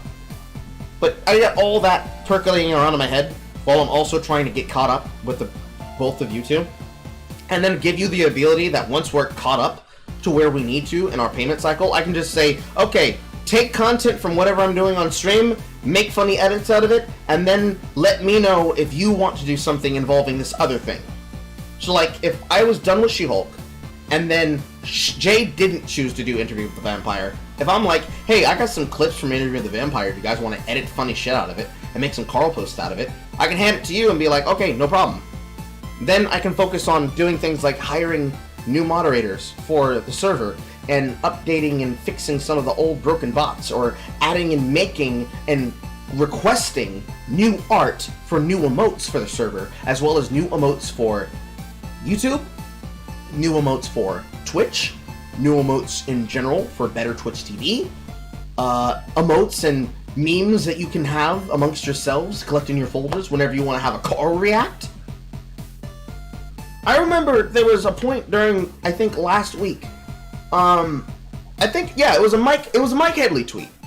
Mike Headley had tweeted something about wanting to eat a woman's ass out, and I tweeted a joke saying I didn't have to have my tool out, because it's not often when I see people use memes of me, and when I do, it's usually people using maybe one or two faces, but I remember just seeing my face of disgust, and I'm like, oh shit, did I do something? Oh wait, this isn't my tweet. You know, it takes me by surprise. Especially when people use me as the basis of a meme. Because, and I'm gonna be honest with some of you guys, some of the people from outside of my community, they usually come in because they see my face somewhere and they're like, wait, who the fuck is that guy? And I feel like that's a way forward. Not like, oh, I'm gonna be the guy who makes a bunch of face react memes. It's more like, people see people use memes of me, and then they ask who that guy is. And then they show them my videos, and then they start connecting the dots, and they realize, oh, that person actually posts a lot, and I see a lot of videos from him. You know what I'm saying? Yeah. It's the fun, it's the enjoyable part for me, and I like doing it a lot. Well, yeah, it's like when me and Oyster are not working on projects, we're like, the big thing for us is keeping ourselves occupied on self-made projects. For example, She-Hulk is a project, it's a preset project. But before that, I was doing the Neuralities franchise, and inevitably after this, if you don't have a preset project straight away, I'll probably go on to ticket some live stream, or go on your Twitter and like maybe make a video out of tweets that you've made. Oh like, god, that would be fun. That would be a fun series to start doing. Or just something to keep me occupied and justify my paycheck. Mm-hmm. And like, because that's ultimately what being an editor is about. If I don't have something to do, it's ultimately up to me to take the initiative and occupy my time with a project of my own, relating to you, of course. So yes, so I think that's, and if I'm doing that, you can just focus on making the content as and how you want to make it. That was always the goal. Yeah. What ended up happening is I ended up getting sidelined by a bunch of like random shit that shouldn't have happened. Being accused of violence at my first factory job, my brother deciding to act like a whole ass hard R while I try to work through my second one, the company then being completely fucking untenable with working around the fact that I need to go to court so I can keep him from harming my family, having to leave that, having to take time off, finding something to do in the interim while struggling to find a replacement job or at least stream consistently. The constant thing that we all deal with, depression, and the fact that my depression is seasonal and is based around my birthday. because every single year that I get older and my friend is not there to celebrate with me, I feel really, really depressed. And then, of course, dealing with the fact that blackpilling in hobbies that have to do with shit that I do is not going to be only just near constant, but also just the amount of time that it takes to have to deal with people who basically just steal content for a living, set it, forget it, and then by the time you have to address the thousands and thousands and thousands of lies that they might have told about you, you have no idea of where to start from. And it's like, even if I wanted to address all of them, how do I even start?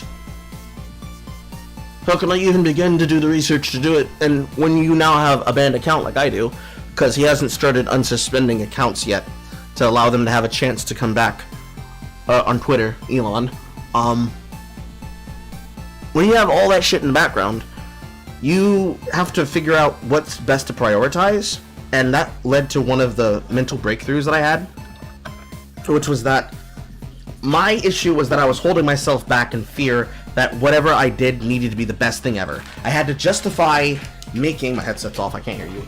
I needed to justify making content that was so good that it justified whatever official or unofficial hiatus I had taken.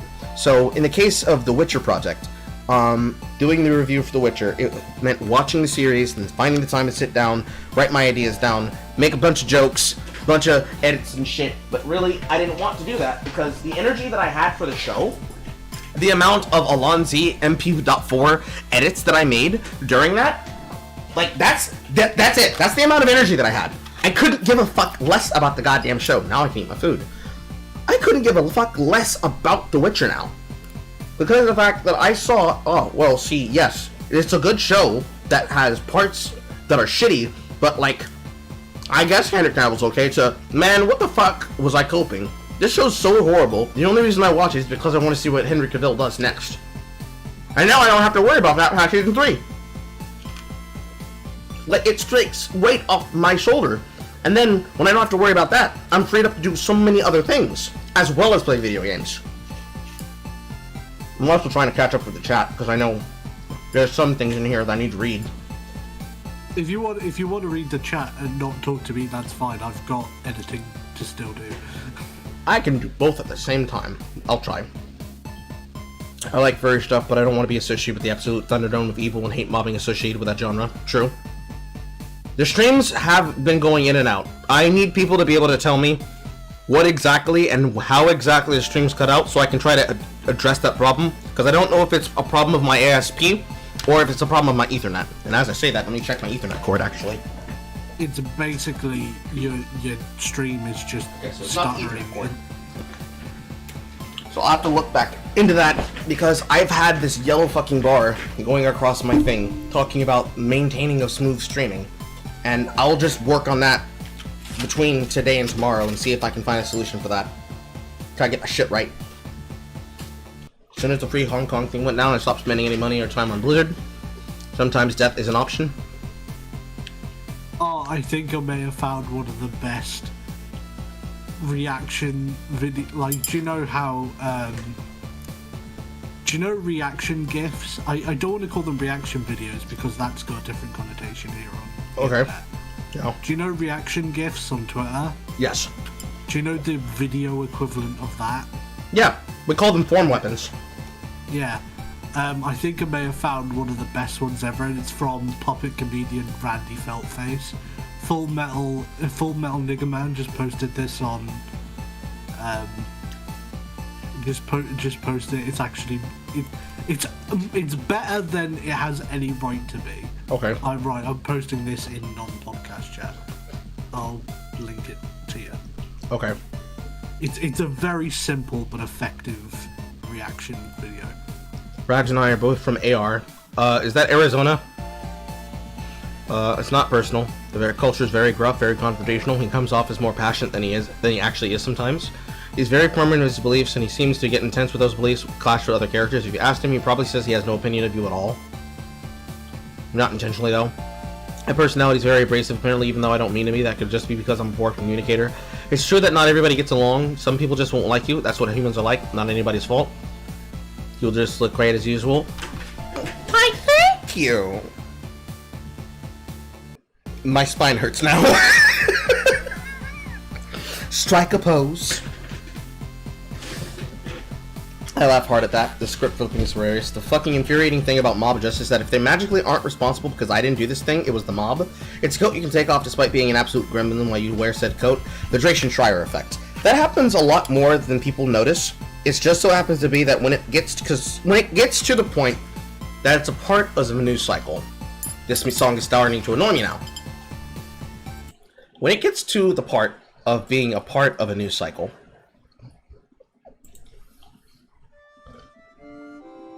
that'll work. When it gets to the part of being a part of a news cycle and becomes a thing that people use in everything, this is how we lose the fun of our culture.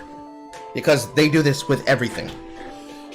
Most of you already know that, but I want you to start noticing how often it happens in like every single aspect where it shouldn't matter. Like knitting club.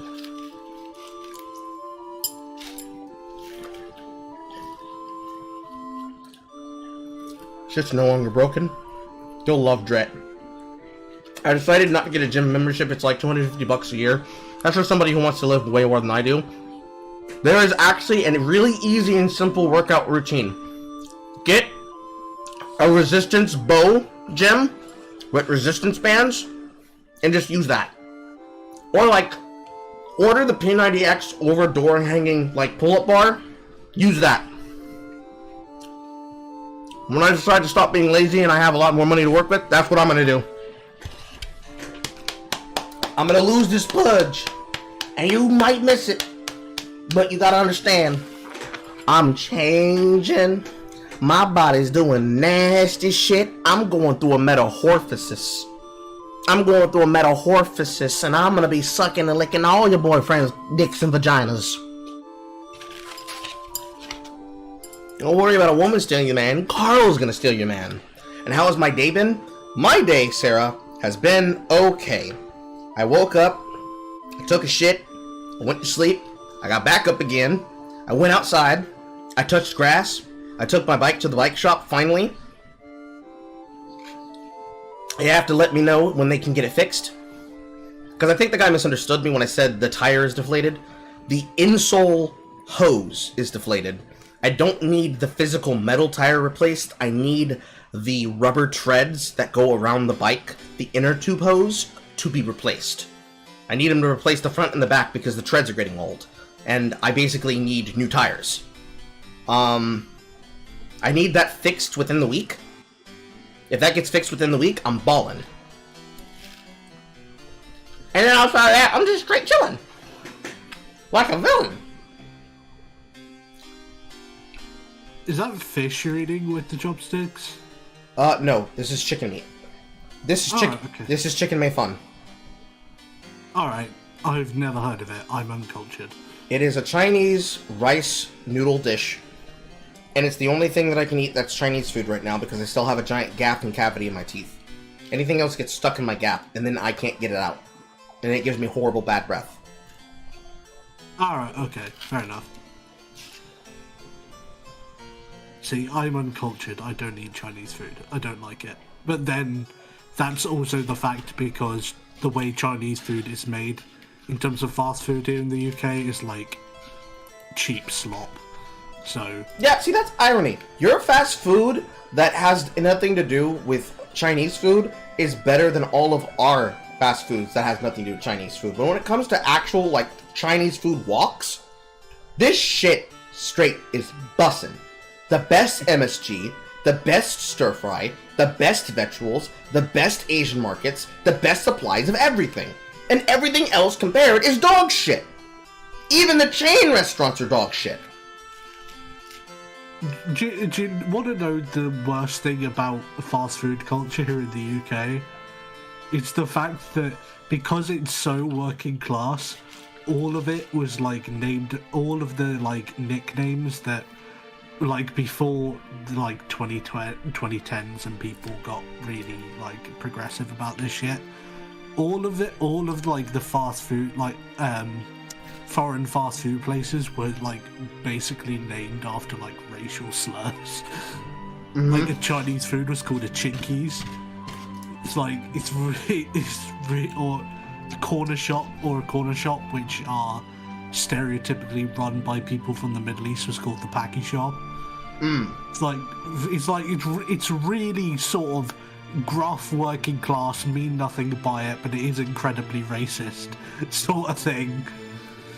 I just want to go to a country where they call an American hamburger or cheeseburger a American wallbanger, because they put a bunch of food on it and then they flash fry it, and as soon as it hits your stomach, it's like a flashbang to your fucking arteries. One of my, I think probably one of the staples of Scottish fast food is like the deep fried Mars bar, just because it's just so hilariously unhealthy. I just think people when people hear of it, they just enjoy the novelty of it, because they just think, why the fuck would you deep fry a chocolate bar? But see, I actually do. See, it's not just the Mars company. We actually have a aisle at the local Publix that actually sells Mars bars, actual legitimate Mars bars. And I remember daring one of my friends to deep fry that motherfucker, and he put it into a deep fry Oreo dish, and he ate it, and then he had cardiac arrest. Oh, God. Well, that's the big thing. People just say, "Oh, that's a heart attack on the plate." That is, and in many cases, they're actually right. I felt so bad because it looked so good, but I knew it was super fucking unhealthy. Oh, it is good, and it is super fucking unhealthy. Because it's literally just batter surrounding a melted chocolate bar. I don't know who the fuck thought of it. That's fucking wild. Oh, Christ. Like, I don't know, fast food is like... Cheap fast food is like a staple of the British High Street and has been for like a long time. And I do think there is an element of like that transferred over to America, like culturally speaking. So there's a level of like Americana fast food as well that Americans do tend to take a certain amount of pride in, at least locally. I think it's more with our gourmet burger places. There's a lot more places in a town where you can find competing restaurants that make gourmet burgers. There goes the coughing fit. And then in like the UK, you guys have that, but it's chicken. Oh, we love our chicken. Fucking adore chicken. It's everywhere. It's in everything. The fucking market's gonna go in once an official Popeyes and then an official Bojangles ever gets across the fucking the British Isles. Oh, what was the store that got shut down by LGBT people when it tried to make a transfer over to the UK? Was it Chick-fil-A? I don't remember, but I think so. It's the one. It's the one that whose CEO made a bunch of Republican donations. I think it was the 2018 midterms. I can't remember. Chick-fil-A UK.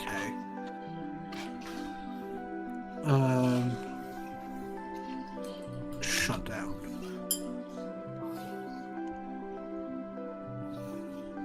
Ah yes, it was in 2019. UK's first Chick-fil-A to close following LGBTQ protests. Yeah, that's not shocking. Saying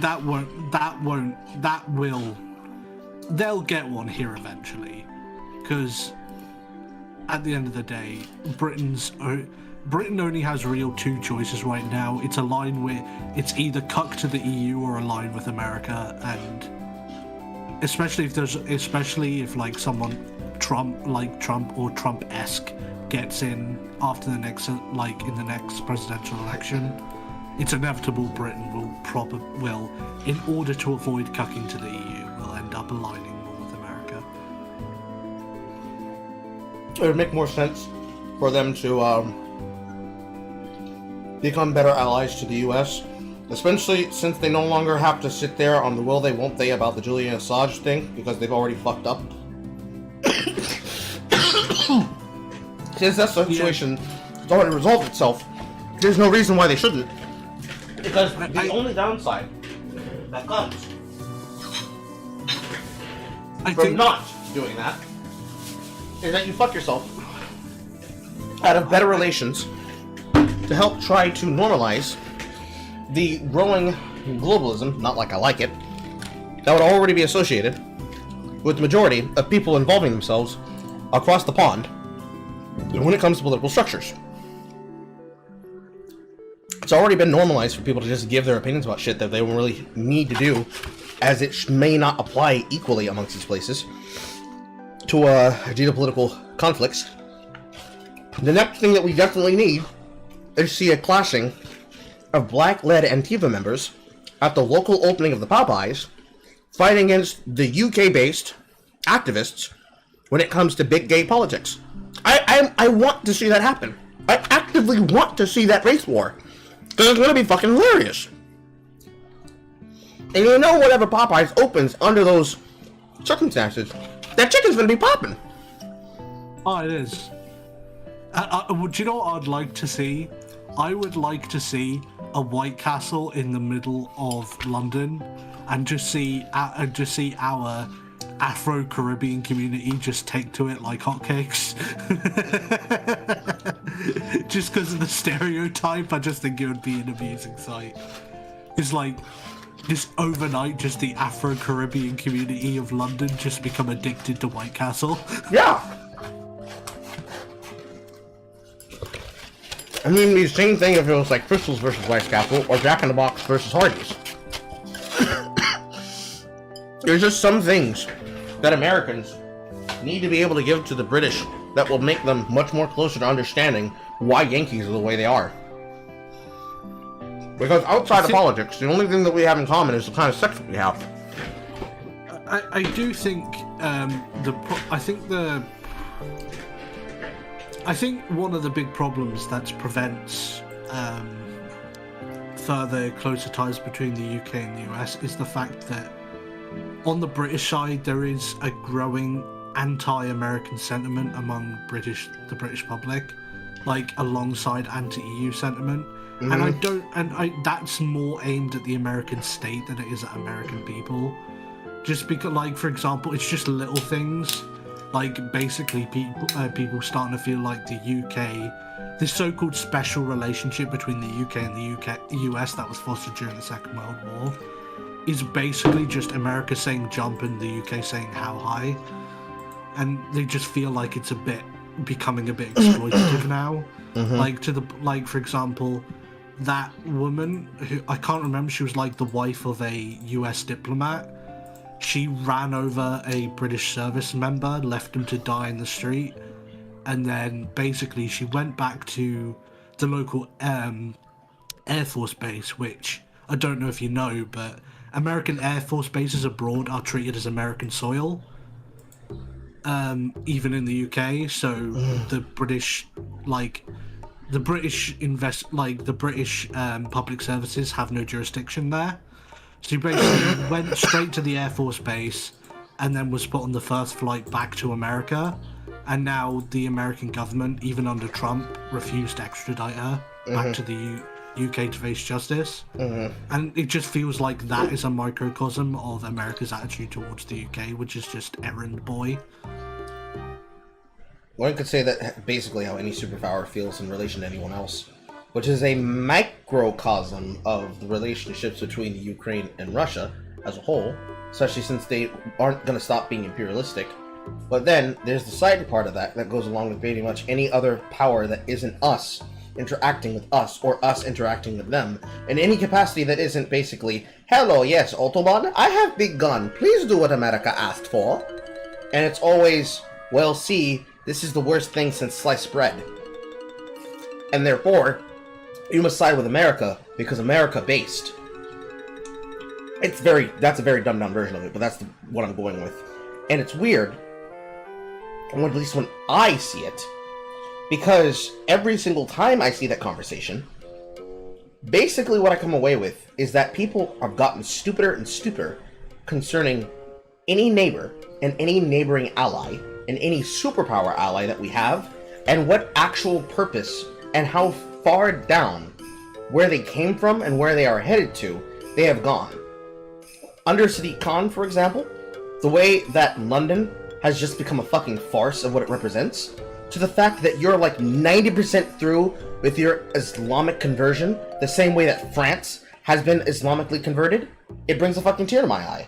And then I see fucking pussies like Macron sitting there bragging about being a good hand to bringing about economic world change. And I sit there thinking, bitch, in the other timeline where Marie Le Pen beats your ass, I am mocking you in the dirtiest French imaginable. You fucking macadamia nut motherfucker. Because what else can I really say without people having the context given to them? You know what I'm saying? Like, to give people context to what's happening in the UK, you have to give them something to relate to the US. And if they're from Canada, Canadian. But even then, they still don't understand, because the sheer culture shock sends them for a loop.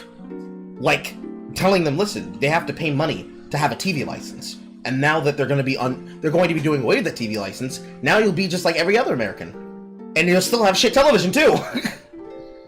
And even shittier news broadcasters. Well, see, the thing is with the BBC, the reason why it's lasted so long is because it is a lot like a lot of other things. It's boomer nostalgia for the post-war consensus era, where we were basically we were like 2 or 3 economic policies away from being a socialist state, and this led, at least on the economic front, not necessarily on like Marxist philosophy, but just on economics, it basically, like, we were effectively just heavy social democrats, and this led us into the absolute hole that was Britain in the 1970s, being the so-called sick man of Europe. Yes. But people have this nostalgia for like the 50s and 60s, not realizing that the economic policies of the 50s and 60s, where all the major industry got nationalized, and all of all of this, and people just have this nostalgia for the era, which isn't really justified when you put it into historical context. And people just kind of wish to go back for that, and so they cling to these like public institutions, like for dear life, like because it reminds them of that era. It's just boomer nostalgia, and it's really annoying. It basically, the BBC for you is the public broadcasting network for us, or the public broadcasting station, excuse me. And they basically took the 2 diverging paths that they'd be allowed to go down. You have near-fascist authoritarian state regime teleprompter service, and then on the other half, you have national democratic festooned operative that occasionally puts out children's programming.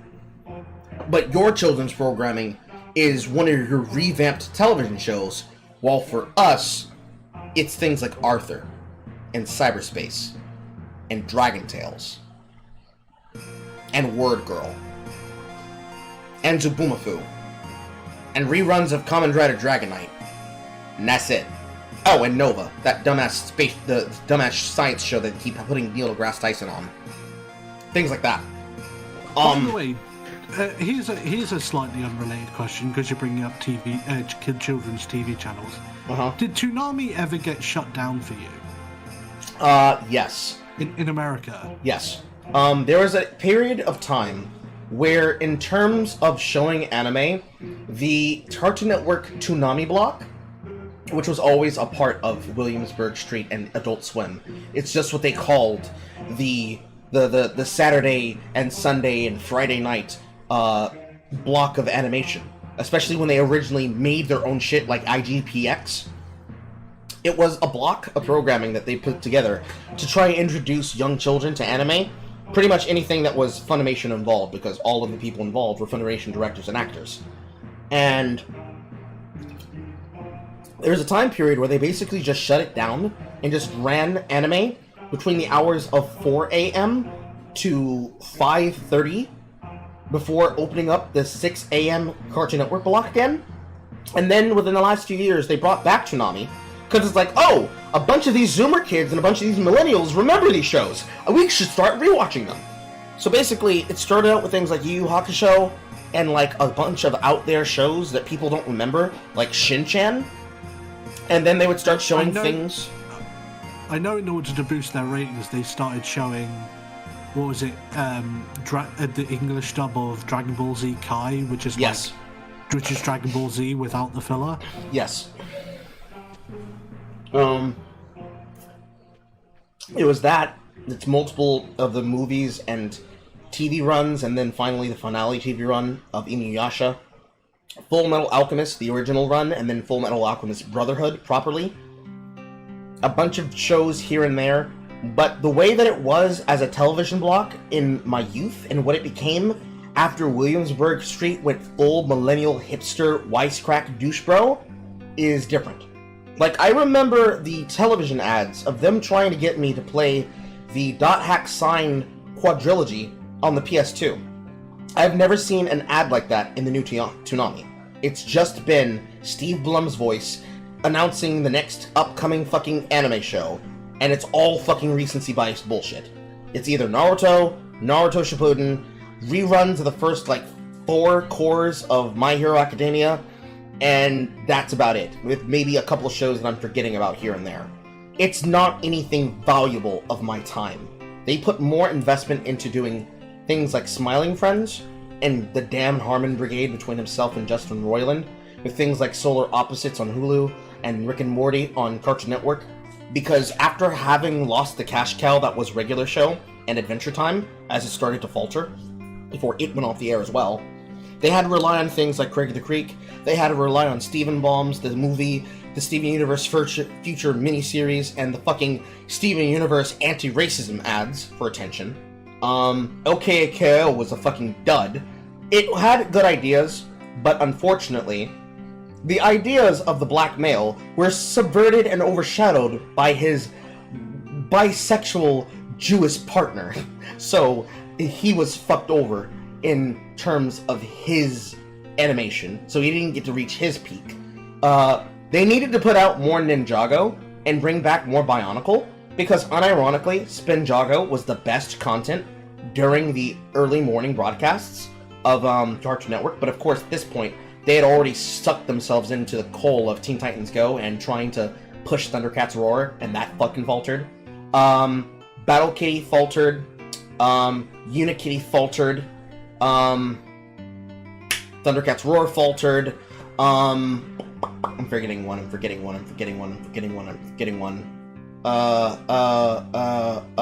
Uncle Grandpa faltered. The fucking... I can't remember what the name of the show is, but it's like something that would look like the animated version of Xavier Renegade Angel. That shit faltered. A bunch of things that were successful eventually ran their course, like they didn't make any more Metalocalypses because it just ran its course. Super Jail ran its course. Family Guy being premiered and having reruns shown on Cartoon Network ran its course because that became the majority filter of almost all of the network, and they didn't need that because they had Rick and Morty now.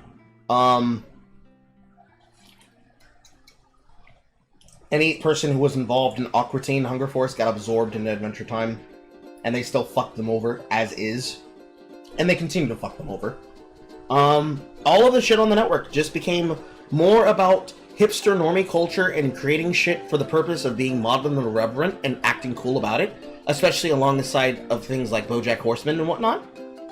And when that became the peak of content that came out of channels like Wisecrack, that around season 3, season 4 of Rick and Morty is when shit started to take a turn down for the worse, and it just became, Nick, I don't want to watch this anymore. I mean, I barely watched it as was, but I definitely didn't watch it, and I don't ever plan to go back and watch it, even with the ability to pirate it. Because why the fuck would I bother? I guess my question would be, because I'm trying to compare UK and US television, was Toonami in the US ever an independent channel? TV channel? No. It was never an intermittent broadcast channel for us in the US. for us, for about 4 years, I think it was between 2003 and 2007, it was an independent channel, and then in 2007 it got replaced by Cartoon Network 2. Yeah. Hey, what do they call that over there for you? Do they call it Boomerang too?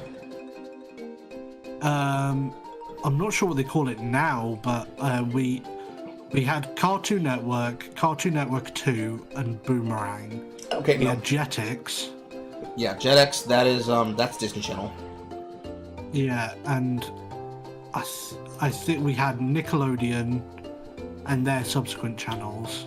Nickelodeon, Nicktoons, Nick Jr. Yeah, and I think that's about it. Well, those were the big ones anyway. Yeah, we never had Toonami as its own separate channel. If we did, it would probably be better, more fondly remembered by a lot more people. It was always just basically a weekend block for us. But my understanding is that they basically put, during the day on Toonami, they played for the UK, they basically played the 4Kids censored version of a lot of popular anime like Yu-Gi-Oh! GX and the original Yu-Gi-Oh! And trying to think, the One Piece 4Kids dub, which is awful. And basically stuff like that, just pre-Watershed, the Watershed being the before 9 PM, don't swear, don't show anything obscene, thing for UK TV. Basically, it was all pre-Watershed stuff, but then after 9 PM, I think it followed the US Yes. thing. Now let's see this dub. Let's see this meme. Now that I've cracked into my bootleggers.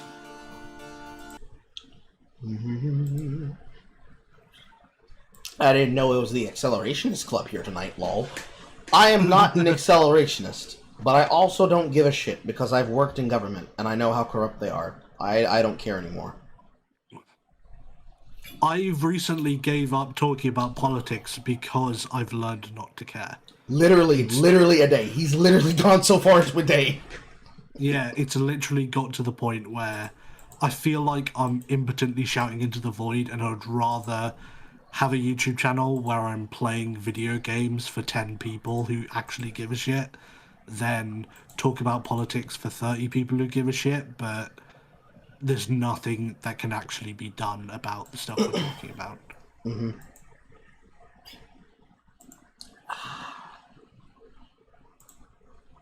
Fuck it, I might become a VTuber. Who cares? At this point, who gives a shit? Good. At this point, if you can't beat them, join them. Fuck it.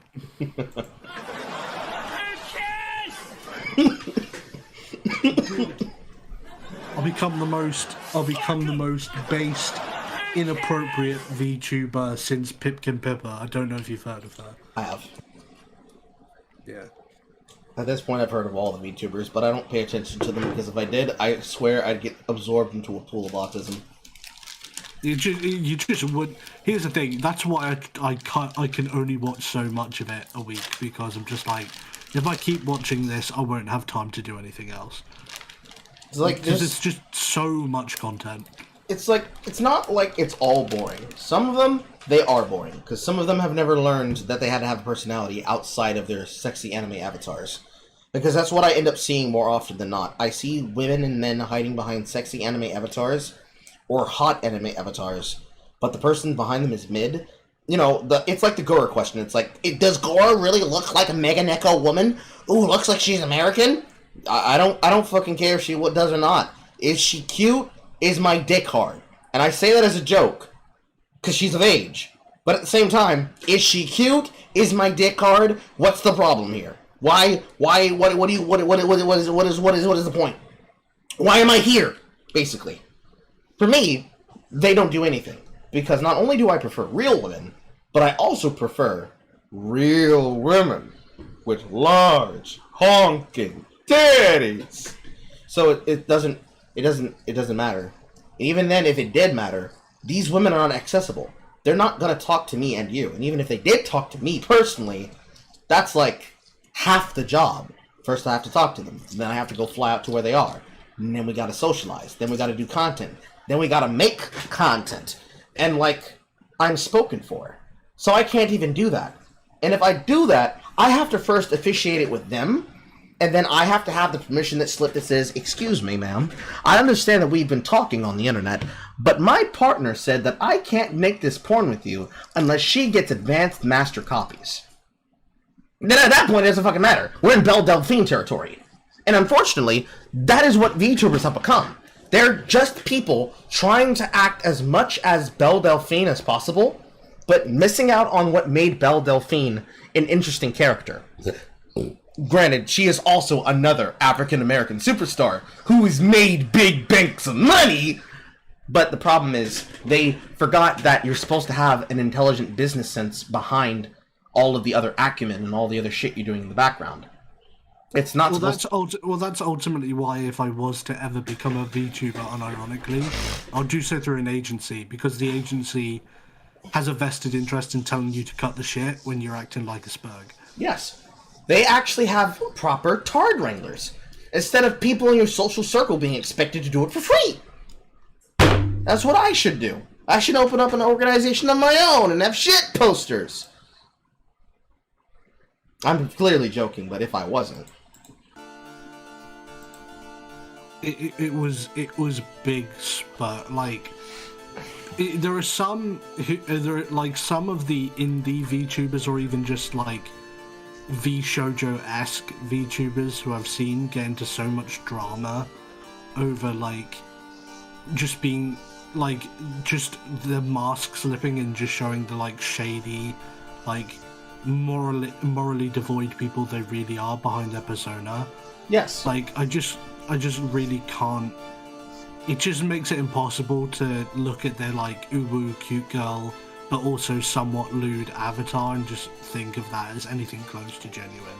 And it just spoils the experience entirely. It's very much like seeing the entirety of, if not the majority of them already being, the anime YouTubers that exist on YouTube already, with the exception of Sid, Snap, and Giga, because those are the only ones that everybody else can tolerate. Because at this point, Digi Bruh, formerly Digi, now just the artist and trans individual formerly known as Digi, is retired. Jeffrey has always been an asshole, so we don't care about Mother's Basement.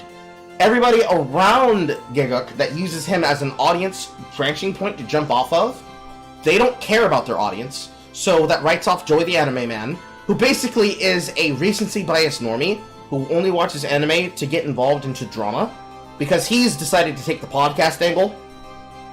Then there's his girlfriend Akidiris, who moved in with him in Japan. Just a bunch of fucking know-it-alls who want to say, "Listen, I live in Japan, I talk to them, I work with them on the anime." And it's like, okay, that's cool. Your opinions are still shit though, bitch. And the only thing that leaves you at the end is Giguk himself, who would rather make jokes around the culture of watching anime. It leaves Hirohei, which, if you're not already on the side of people who want to be left the fuck alone watching videos and unironically use the word cunny, you're already out of your fucking pocket there. Because the people who unironically use cunny that aren't Hirohei watchers, they're on post. And unless you're on the Federated Universe and you like seeing a bunch of lolicon and shotacon, and also, ironically, MILF cream pie porn, you might as well not look into it. And then Sidnet Snap, which is just basically degenerate Fujo woman who might as well be the twin sister of Morty, tells you about her newest fascination and obsession. And that's it. It's like if you had five versions. It's like if you had 5 versions of Ryuba, the Report of the Week. And each of those different versions of the Report of the Week that was not the original review bra was a really annoying facet of some other perspective part of his audience base demanding content from him that he'd rather not make. Because the normal review bra, he has a short form radio show, he makes food reviews, and he talks about new limited time special deals from fast food. That's it. That's normal review bra. Now take a Nakado Avocado, an Onision, a Smug Roko, a Pose Law, and I'm forgetting a shit poster. An Ethan Klein variation of this kind of attention-seeking person. making content on all 5 of those channels while trying to maintain the personality of all 5 of them at the same time. Wouldn't work. Couldn't be done. You'd get annoyed of them really fucking fast. We've never had a VTuber Adolf before. That's because they never tried. I'm about this close to shitposting and doing it for a weekend. But that's a very expensive shitpost, okay? The amount of technology, the fucking body tracking, the animations that need to be done. I don't have $650, okay? I don't have $650 to piss away on a shitpost. Soon. Soon. Not now, but soon. Hashtag Chase Dark.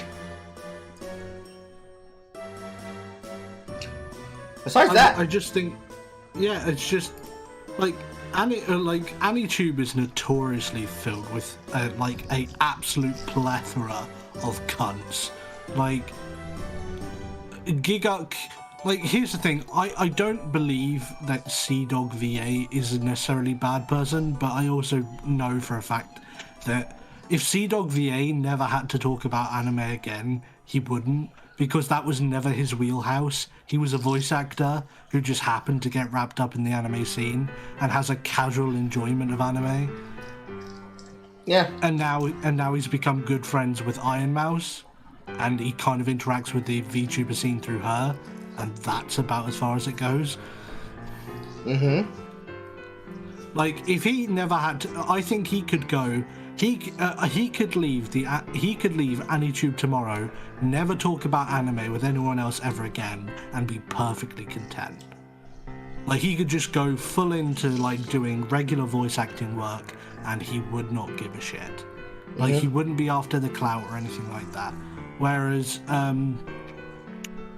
like, and Giguk, like, I genuinely think he genuinely enjoys anime still, so does Sid Snap.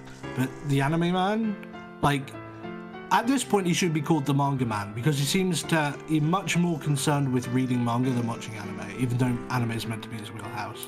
Well, the problem there, I know exactly why that is.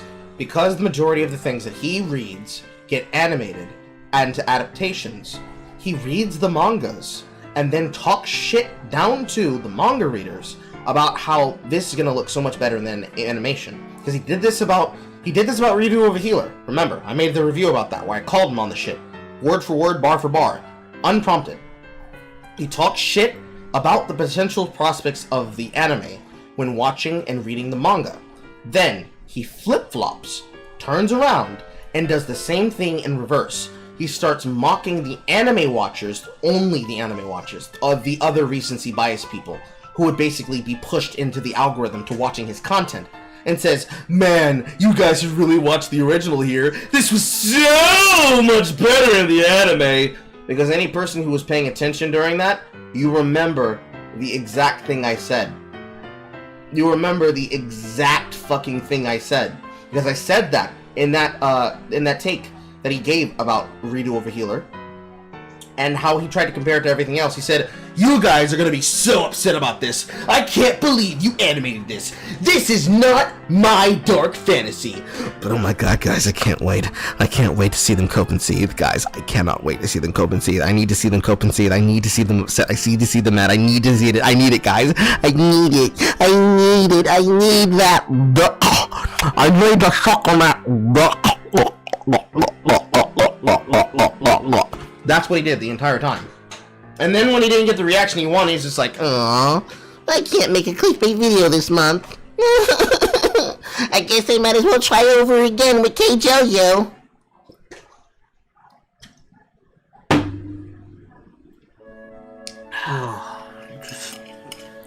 This is why I could never be an anime YouTuber, because I actually like anime, I actually care about it.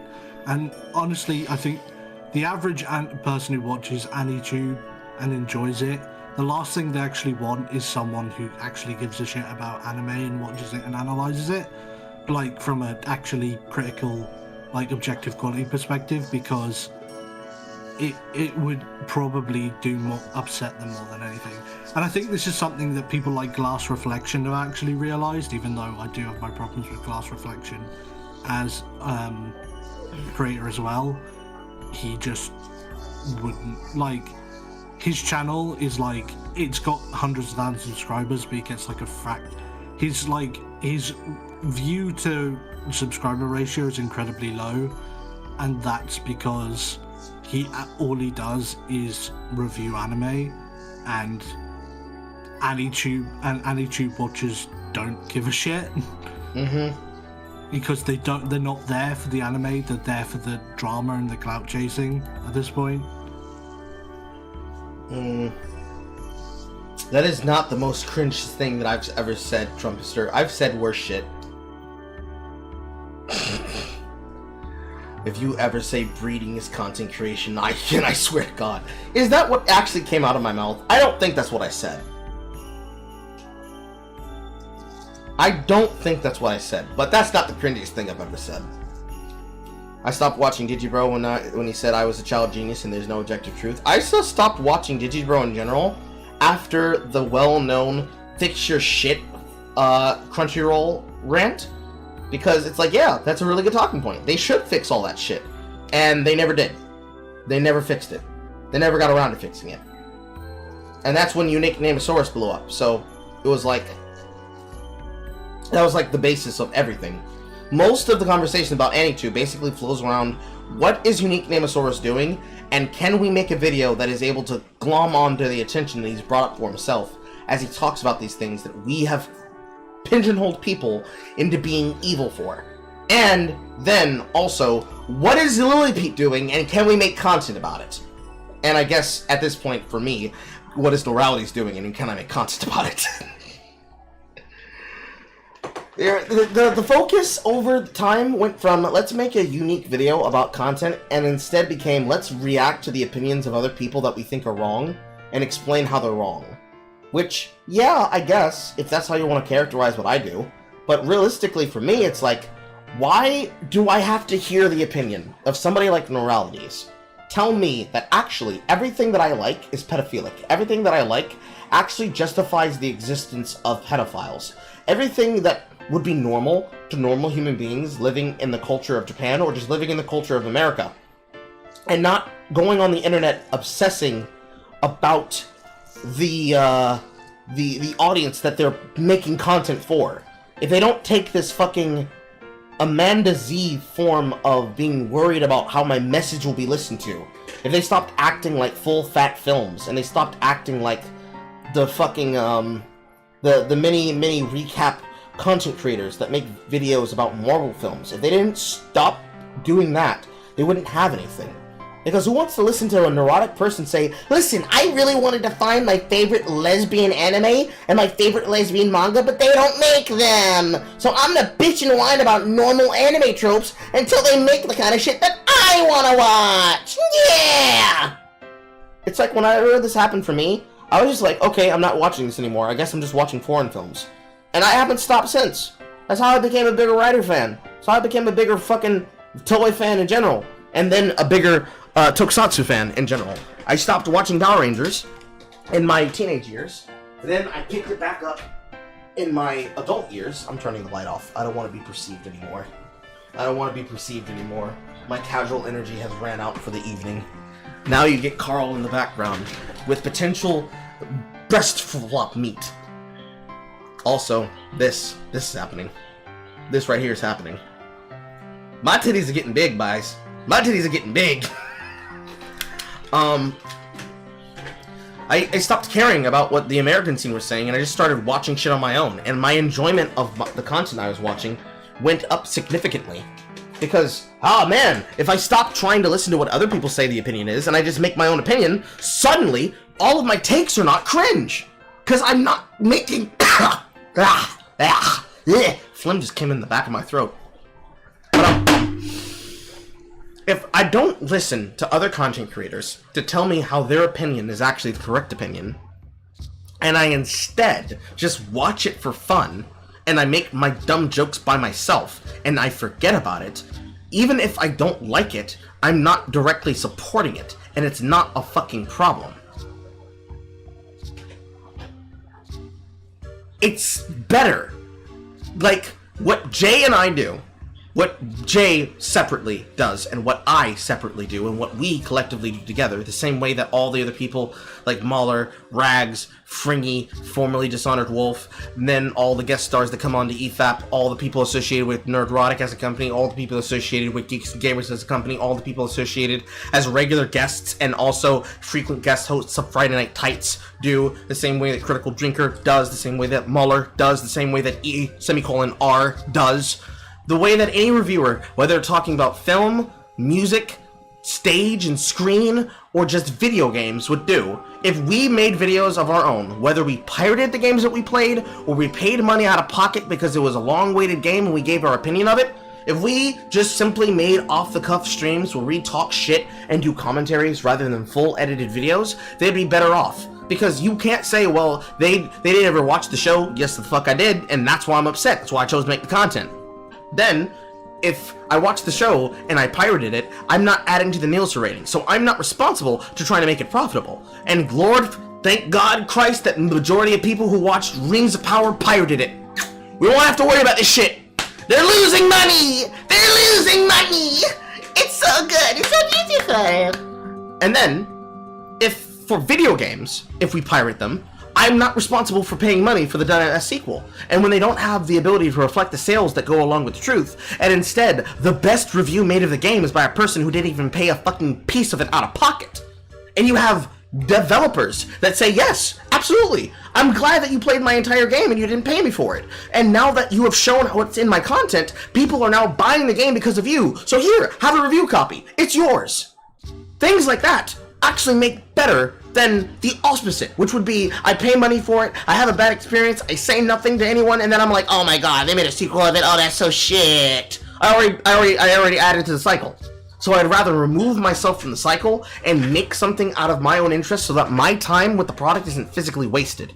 Which is what I usually do whenever I shitpost about video games at the same time that I'm shitposting about content.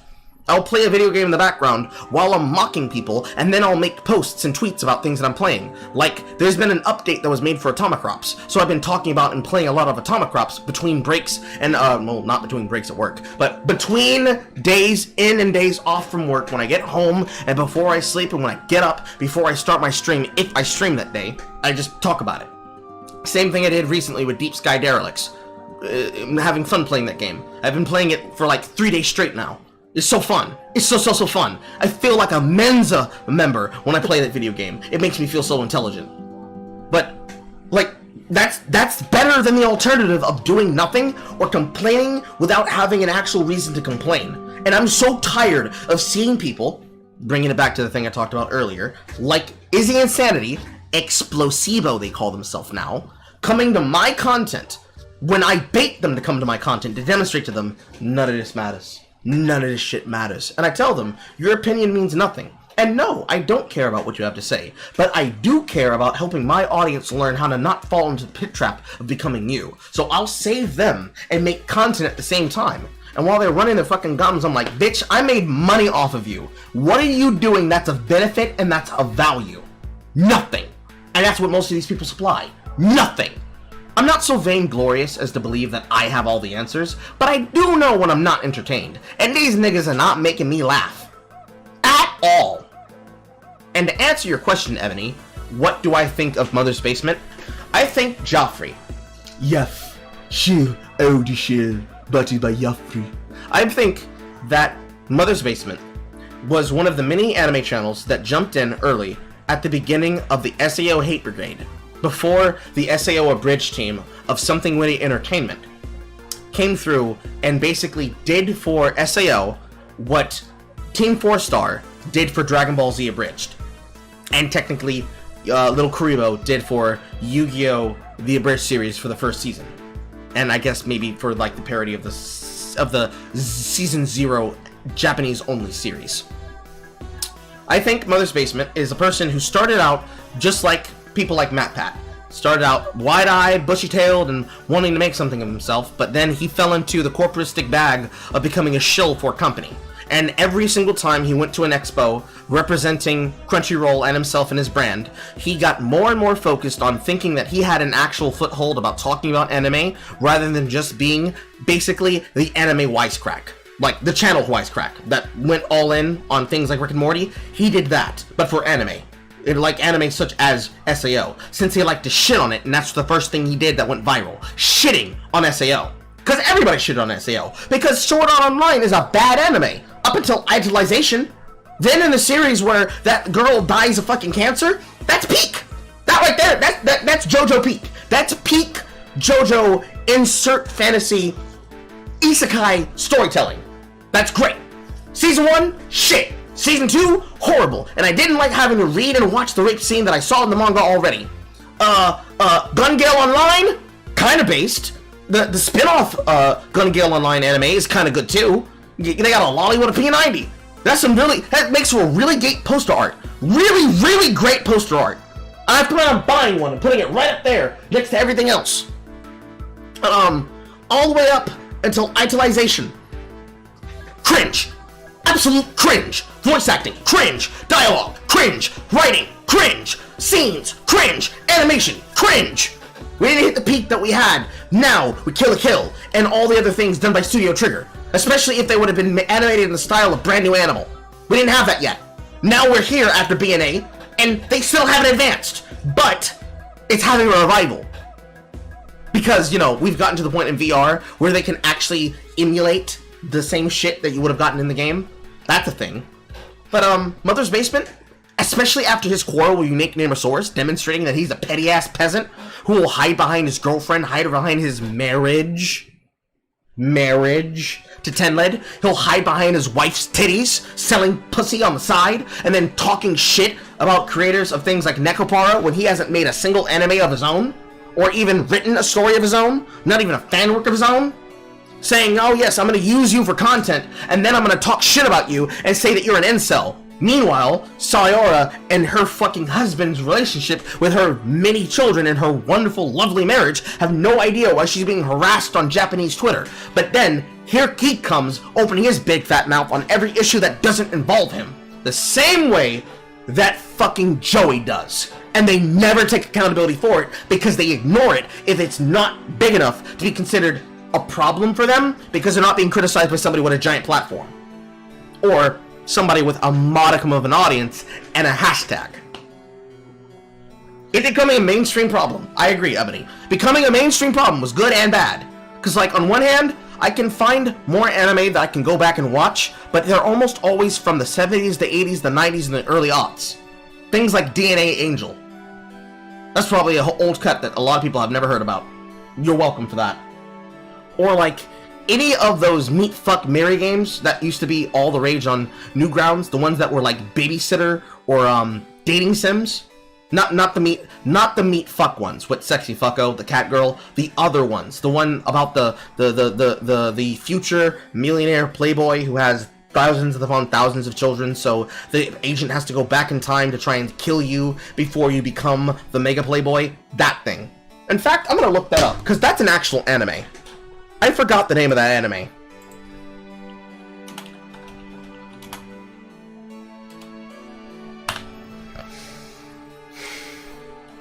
Yes, that is called DNA 2. That's what that's called. Main character, his name was Junta. I'm trying to find it. Yes, this is a really shitty DNA 2 wiki.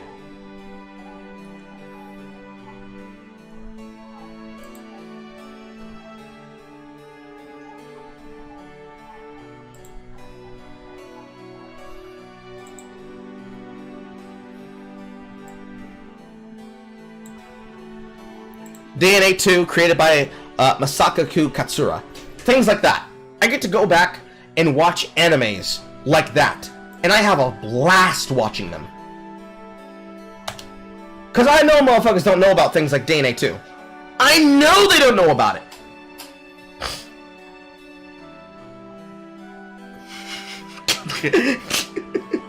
Oh, that's what you're talking about.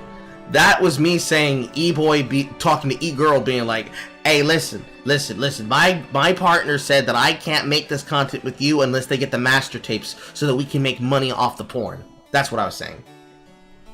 I don't think I would actually do that, but if I actually had to negotiate that with my partner, I probably would. I would leave that to her. I don't want to have to think about that kind of content, because I don't look down on people who do sex work, because I've already done sex work. I'd rather not talk about it, because we've already talked about it.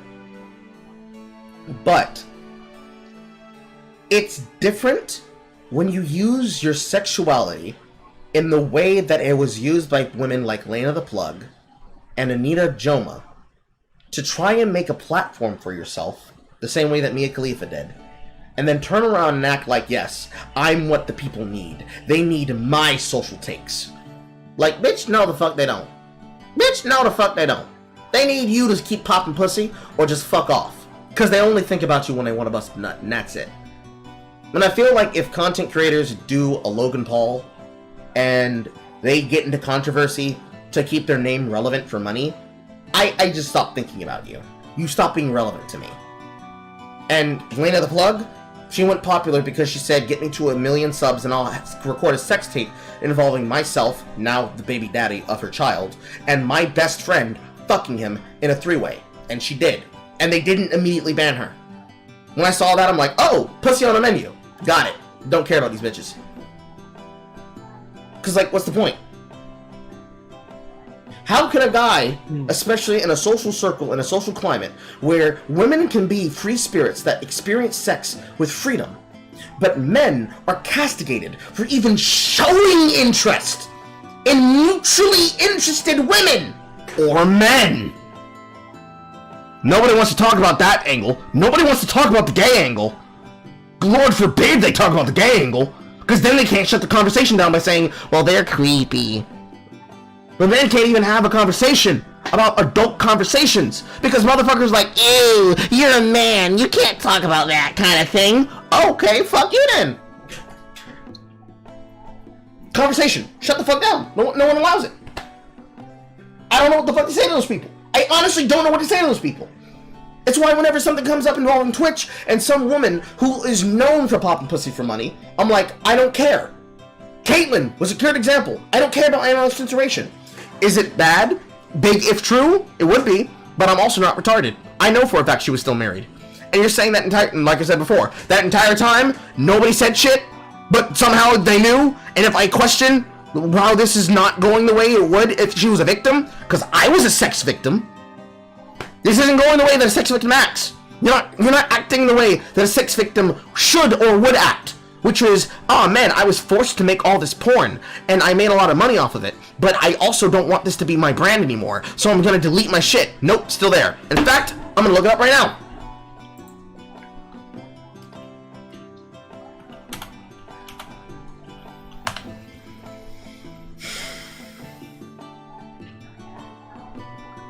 Yep, still there! Still there! It's still there! It's still fucking there! It's still there! Still there! And this time, she's offering it for $70 off for 30 months, guys.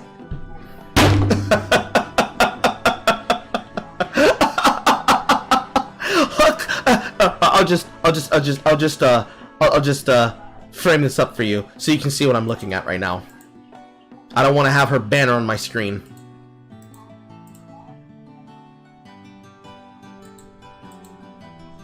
Hey, just as an aside, your rant on the Immortal possibly having a taste for black women because he might have owned slaves is fucking glorious. I'm just going through the editing and I wasn't able to find any part of your rant about Mr. Immortal's wives. Oh yeah. I haven't found any part of it that I want to cut out because the entire thing is just funny as fuck. Okay. Like the fact that, oh yeah, like how long has he actually been alive? Did he own slaves? Is that why he likes black women? It's like... And the more I think about that particular part of She-Hulk, the more dark that gets, because that's like, you'd think if they wanted to make a statement, they wouldn't make the statement of, look at this guy having multiple wives, he's a piece of shit. I would have thought they would have made a cultural statement like, it's like, wait, why are all your wives this ethnicity? And why do you only have a couple of wives of this particular cultural, religious heritage? It's almost like you've been maneuvering yourself to be rich by moving with social standards at the time. But then again, that'd be too based. But let me try to frame this up so I don't get myself banned here. Which one is my previous screen? This one's my previous screen. This screen and this screen are the same. Let me use this one. Right. I am gonna go get a drink and a smoke, and I'll be back in 10. Okay. I might not still be live by then, but I'm kind of trying to finish up now, because I've done everything I needed to do. I've changed my notepads, but I just want to put this on the screen here,